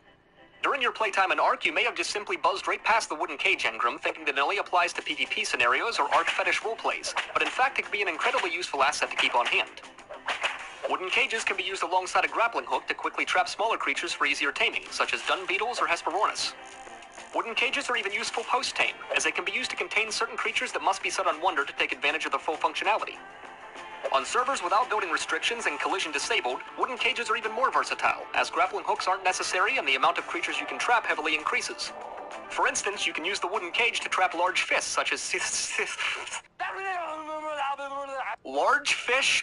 coelacanth or saber-toothed salmon. Jesus Christ, why did I write the line like that? Anyways, you can use the wooden cage to trap the large fish and then use a fish basket to capture them. As an added tip, honey can be used to lure the fish closer to a terrain surface so you can place the wooden cage down on top of it. Additionally, wooden cages can be used to trap alpha raptors, which makes killing them with ranged weapons significantly easier. In the early game, this can be an extremely viable method of acquiring additional levels and better equipment for your survivor. Tip number 5, rafts are incredibly useful. A lot of players buzz right past the idea of using a raft in the early game, but if constructed and used properly, it can accelerate your progress exponentially. I would highly recommend sinking the foundations on your raft in order to fully protect the underside of it from enemy players, while also giving you more visibility while driving it. This can be done by placing down a pillar, followed by a foundation next to it. The foundation will typically snap to a lower point each time you do this, but if it doesn't, you can always just pick up the foundation and try again. Once it snaps to the correct spot, you can pick up the pillar and snap it to the center of the foundation you just placed, then snap another foundation off of that to a lower snap point. Repeat this process until the foundations are sank to just beneath the floor of the raft. Having a mobile base fully loaded with all of your essential crafting stations is incredibly convenient and makes acquiring certain resources much easier. For instance, gathering oil, crystals, and organic polymer is significantly easier with the ability to drive right up to the shore and harvest it, not to mention the extremely large storage capacity that can be achieved on a raft. Not only that, but Wildcard has still never fixed the meshing issues surrounding boats, so burying your raft inside of a terrain rock or map border ensures that another player can't take your resources while you're offline. That's not to say that I condone meshing or exploiting, or that another player isn't just going to simply blow up your raft anyways, because they certainly can and would, but the option is there for those of you who would choose it. Raft raiding bases has been a thing on PvP servers since they were first introduced, and can trivialize what would first appear to be a difficult raid. A very common build for this is to make a small chamber of thatched ceilings and walls extending off of one side of your raft. Then you can drive the chamber up to the enemy's base and sink your thatched wall end panel just inside of their outside wall. This will allow you to safely approach and position the C4 on their outside wall while effectively avoiding all of their defenses. Now, it just so happens that my game was completely bugged at the time of recording this and wouldn't let me place C4 anywhere in the open world, so you guys will just have to settle for this realistic reenactment. Raiding like this is typically a suicide mission. It allows you to conserve a lot of resources and take on bases that you otherwise couldn't at your current stage in the game. Is this bullshit? Absolutely. But it's been in the game an incredibly long time, and even if you don't plan on taking advantage of it, it's helpful to know about it so you can at least try to prevent it for your own sake. Rafts can even be placed on top of lava to act as protective platforms, which can be especially useful near the entrance to the Overseer fight on the island. Wait a minute. Tip. Whether you're hanging out or out on the move, stay in the know with CBC Listen. Hear real-life stories. Overseer fight on the island. Wait a minute. Tip number 6. Equus are amazing creatures. Did you know that... Oh, man, my throat is getting dry from all of these incredibly well-structured and useful tips.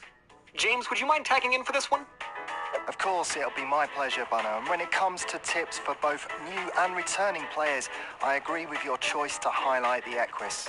The Equus doesn't require a saddle to ride it, but crafting a saddle will give this creature some other unique abilities.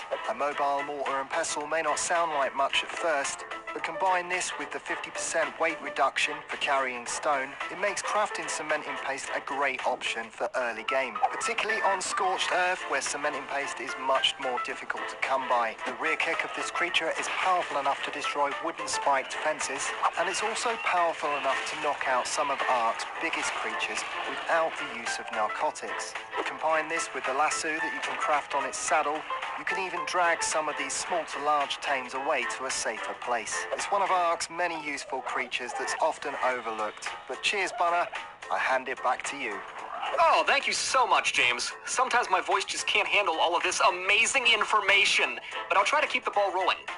For those of you who are interested, James runs an amazing YouTube channel called Complete Games that I would highly recommend checking out and subscribing to.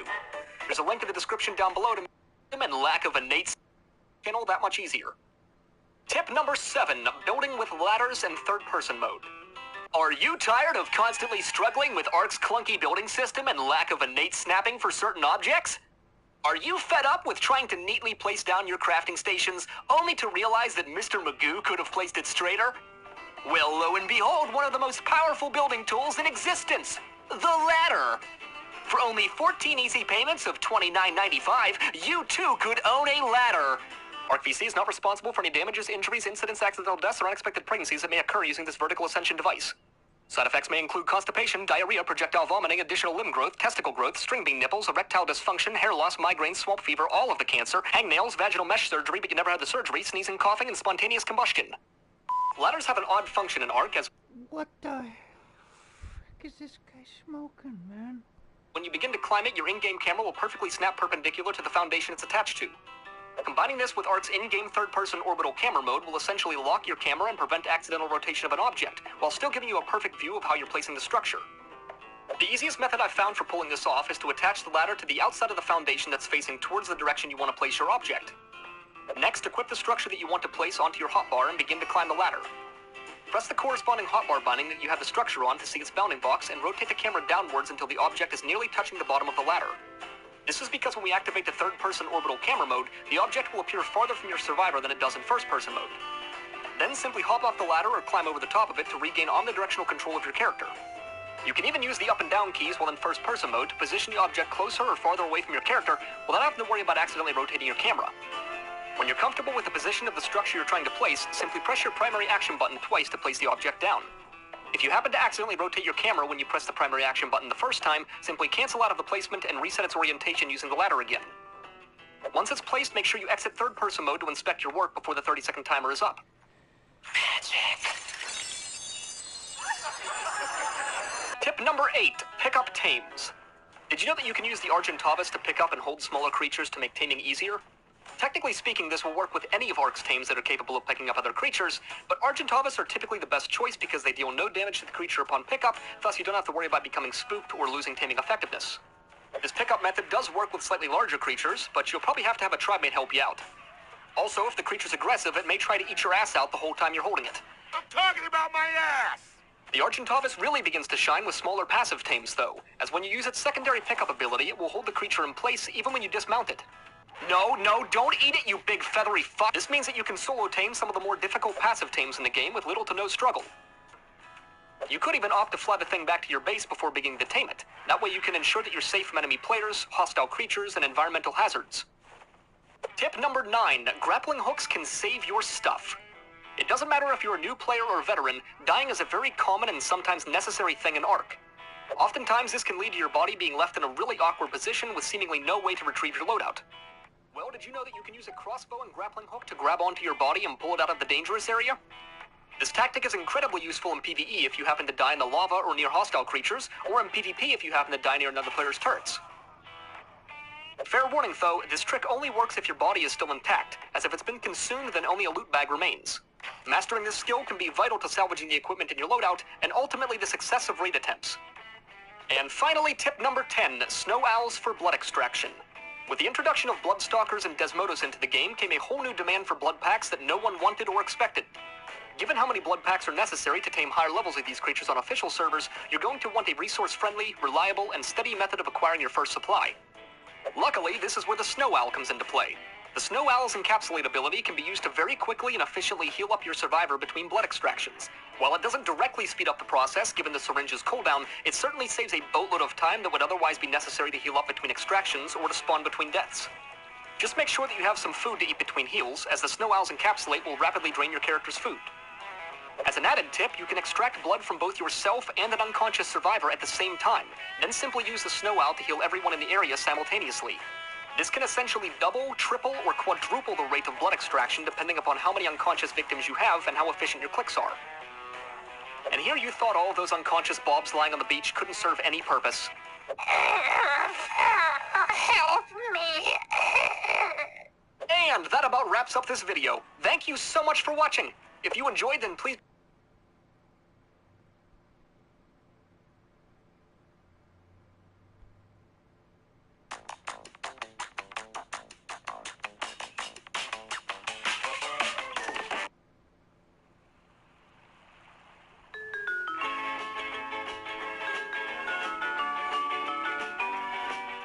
Hey guys, it's Michelle, and I have put together a guide on breeding and how stacking stat mutations works in ARK Survival Evolved. Now this is going to be the long version of the video, and this took me quite a while to actually get done. So I have broken this down into simple, easy steps so that you too can follow along. I've also put timestamps down so that you can skip to different areas of the video to make it a little bit easier for you to follow. So, without further ado, There's almost 100 creatures to tame on Ragnarok. Besides the map being beautiful, it seemed like the perfect place for this 100-day challenge. I'm going to tame every creature that's tameable on this map, but in a different way I haven't seen done before. I'm going to be taming the creatures in the order the ARK devs intended, meaning in the order in which the saddles can be unlocked. In an attempt to be somewhat of a taming guide, I also wanted to challenge myself by setting up some rules. Every creature that spawns above level 100 must be tamed at least level 100 or higher. If the creature requires a saddle, I have to tame them in the order in which the saddle engram is unlocked. This makes power leveling to a certain level to obtain a saddle impossible, specifically getting a flyer that can pick up most creatures. I'm also setting limits of when I'm allowed to tame certain creatures that don't require saddles. By the end of this challenge, I have to have at least one of every permanent tameable creature by the end of 100 days. I hope I don't regret these rules. You can pause to look at the specifics. My name is Phoenix Mech, and this is 100 days of how to tame all the creatures in ARK Ragnarok. Day 1. I started off my task of taming all of Ragnarok's tameable creatures in Jungle 1. Immediately started crafting a few of the basics, and quickly gained a few levels. I figured I'd work my way over to Blue Obelisk, as it's a great area to start in. There's resources there along with a chance of obtaining metal tools and weapons early on. As I crafted and made my way there, I soon encountered my first dino, a level 55 Dilo. Not what I was looking for, plus we needed to get the hide, so I fought it. Feeling pretty good, I kept moving, and moments later I found a 130 Dilo. On instinct, I started to fight it, then had the brilliant idea to tame it since it was above the level I was looking for. Having nothing but my fists, I thought I could knock it out. Nope, it was bad. It killed me. I spawned back and tried to lead him off the cliff so I could get my stuff back. But he had some sticky feet. Screw this, I'm just running around. Yet to run into another Dilo. With my wounds still fresh, I didn't even try to fight this one until I reached the bottom. She ended up being a 145, but I learned my lesson the first time and just decided to kill it. I really almost died again, but luckily I was the victor. Even with my broken leg, I was determined to get the Blue Obelisk. I spotted a level 100 moss shops that wanted to be tamed with prime fish meat. This would be a great first tame, and I figured surrounded by a big ocean, there's gotta be tons of sharks around, right? I broke open some crates first and got a metal hatchet, a pike, crossbow, along with some arrows. Found my shark and started shooting. He didn't seem to care at all and disappeared. I spent a lot more time than I wanted to looking for this stupid thing. Eventually I gave up, and I just couldn't believe that there was not another single shark that I wanted to eat me in this ocean. I started putting down a few things to get some narcotics going and food. I was having issues with the campfires as they wouldn't light, and although maybe it was something wrong with my game, I repositioned them and then they worked okay. I think it was too close to the water or something. I kept gathering and crafting through the night to gain levels. I started making myself a small base. Wasn't sure if I was going to stay here forever, but it'll do for now. Day 2, I built myself a raft and I went looking for that shark again. I was not doing so great. So this time, I altogether abandoned the idea of killing the shark and taming the moss chops. Made a forge instead and started to smelt some metal to get a smithy. As I was searching for creatures and gathering in the direction of the moss chops, I saw him again. Figured I'd just run up on him to just think about what could have been. When come to my surprise, he didn't want prime fish meat anymore. But mayo berries! I have those, so quickly I put the berries in a last slot and tamed him up. Yay, good boy! That shark was a turd and would have tasted bad anyway. Named him number 1 and started gathering even more with him. I thought he had really cool coloring, but it could also be it was the first tame of this challenge, and I had named him and now I was attached. I kept gathering metal while I searched for more creatures, and I also plopped a couple of other things in my base. There's a bunch of rich metal nodes around Blue Obelisk, so it made it easy to gather a lot. Night was soon coming, and I hadn't seen anything really up until I went up on the hill and found a 135 dodo. I thought for a moment about the best way to tame this guy, since dodos can be killed pretty easy with weapons. So I punched it out, and fed it some berries and named it Tough Guy. I mean, he tried to get it for a sec. I made a few crop plops after to start growing some veggies. Day 3, I was still looking for a pig to this day, so I set out this morning to find one and found a female dodo I decided to tame up so Tough Guy can have a girlfriend. I looked up and down the beach finding nothing but dodos.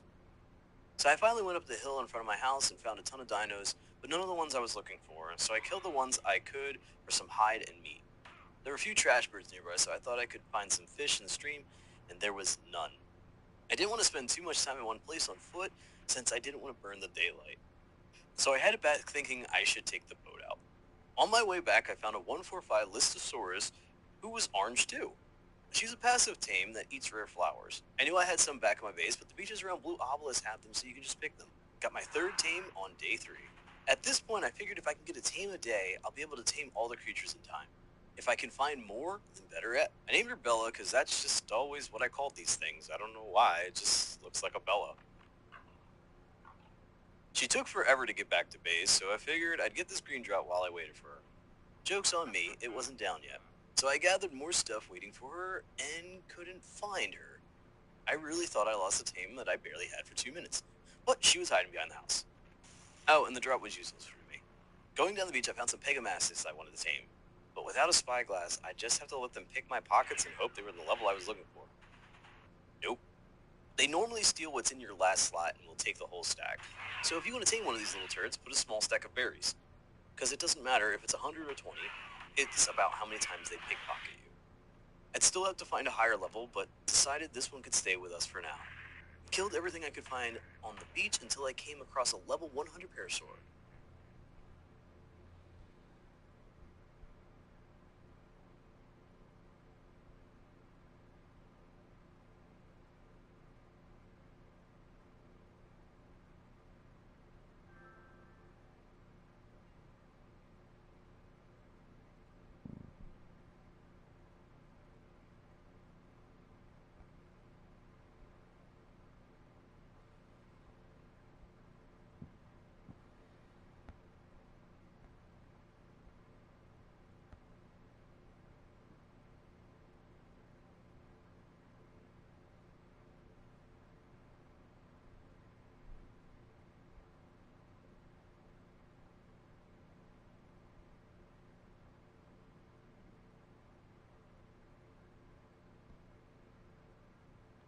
Hi, I'm Luke.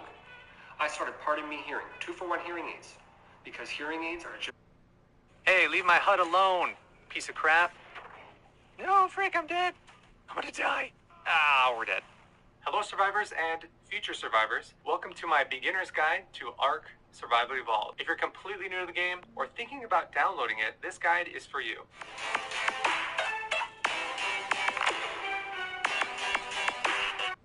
Oh, it's this asshole. No, not watching me shite.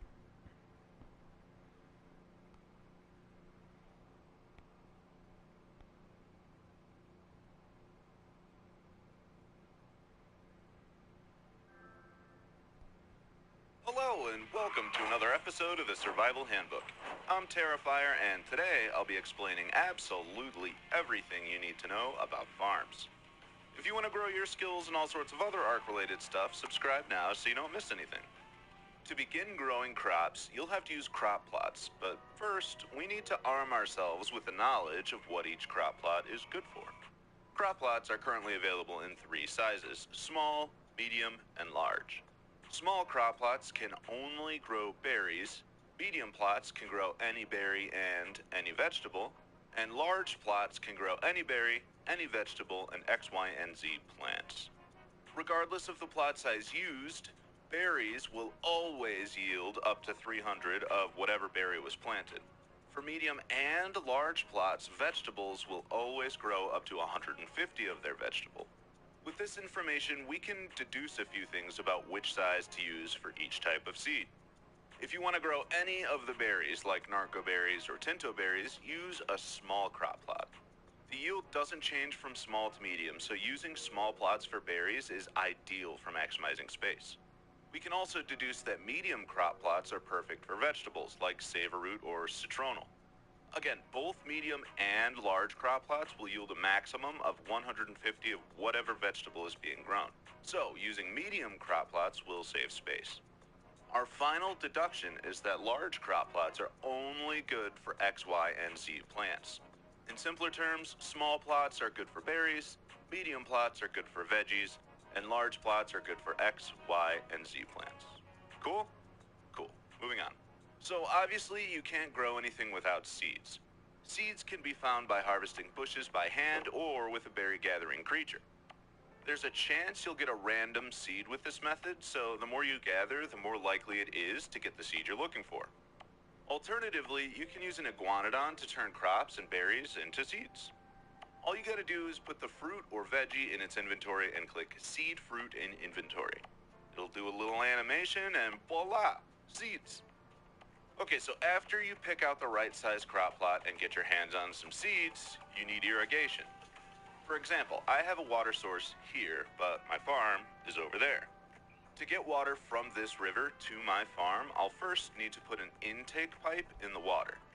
The intake pipe takes in the water around it and will allow you to attach a pipe of your choosing to it.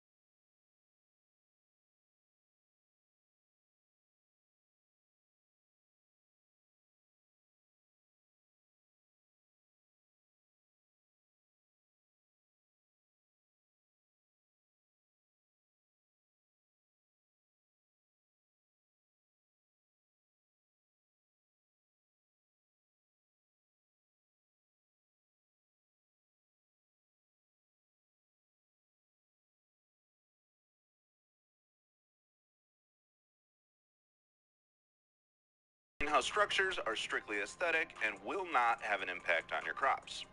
The easiest way to get the maximum buff from a greenhouse is to make a 3x3. I use 9 metal foundations and everything else is greenhouse structures. It's a straightforward design that's easy to build and understand.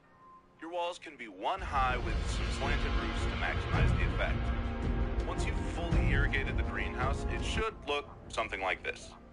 It's important to understand that greenhouses have the same structural integrity as that.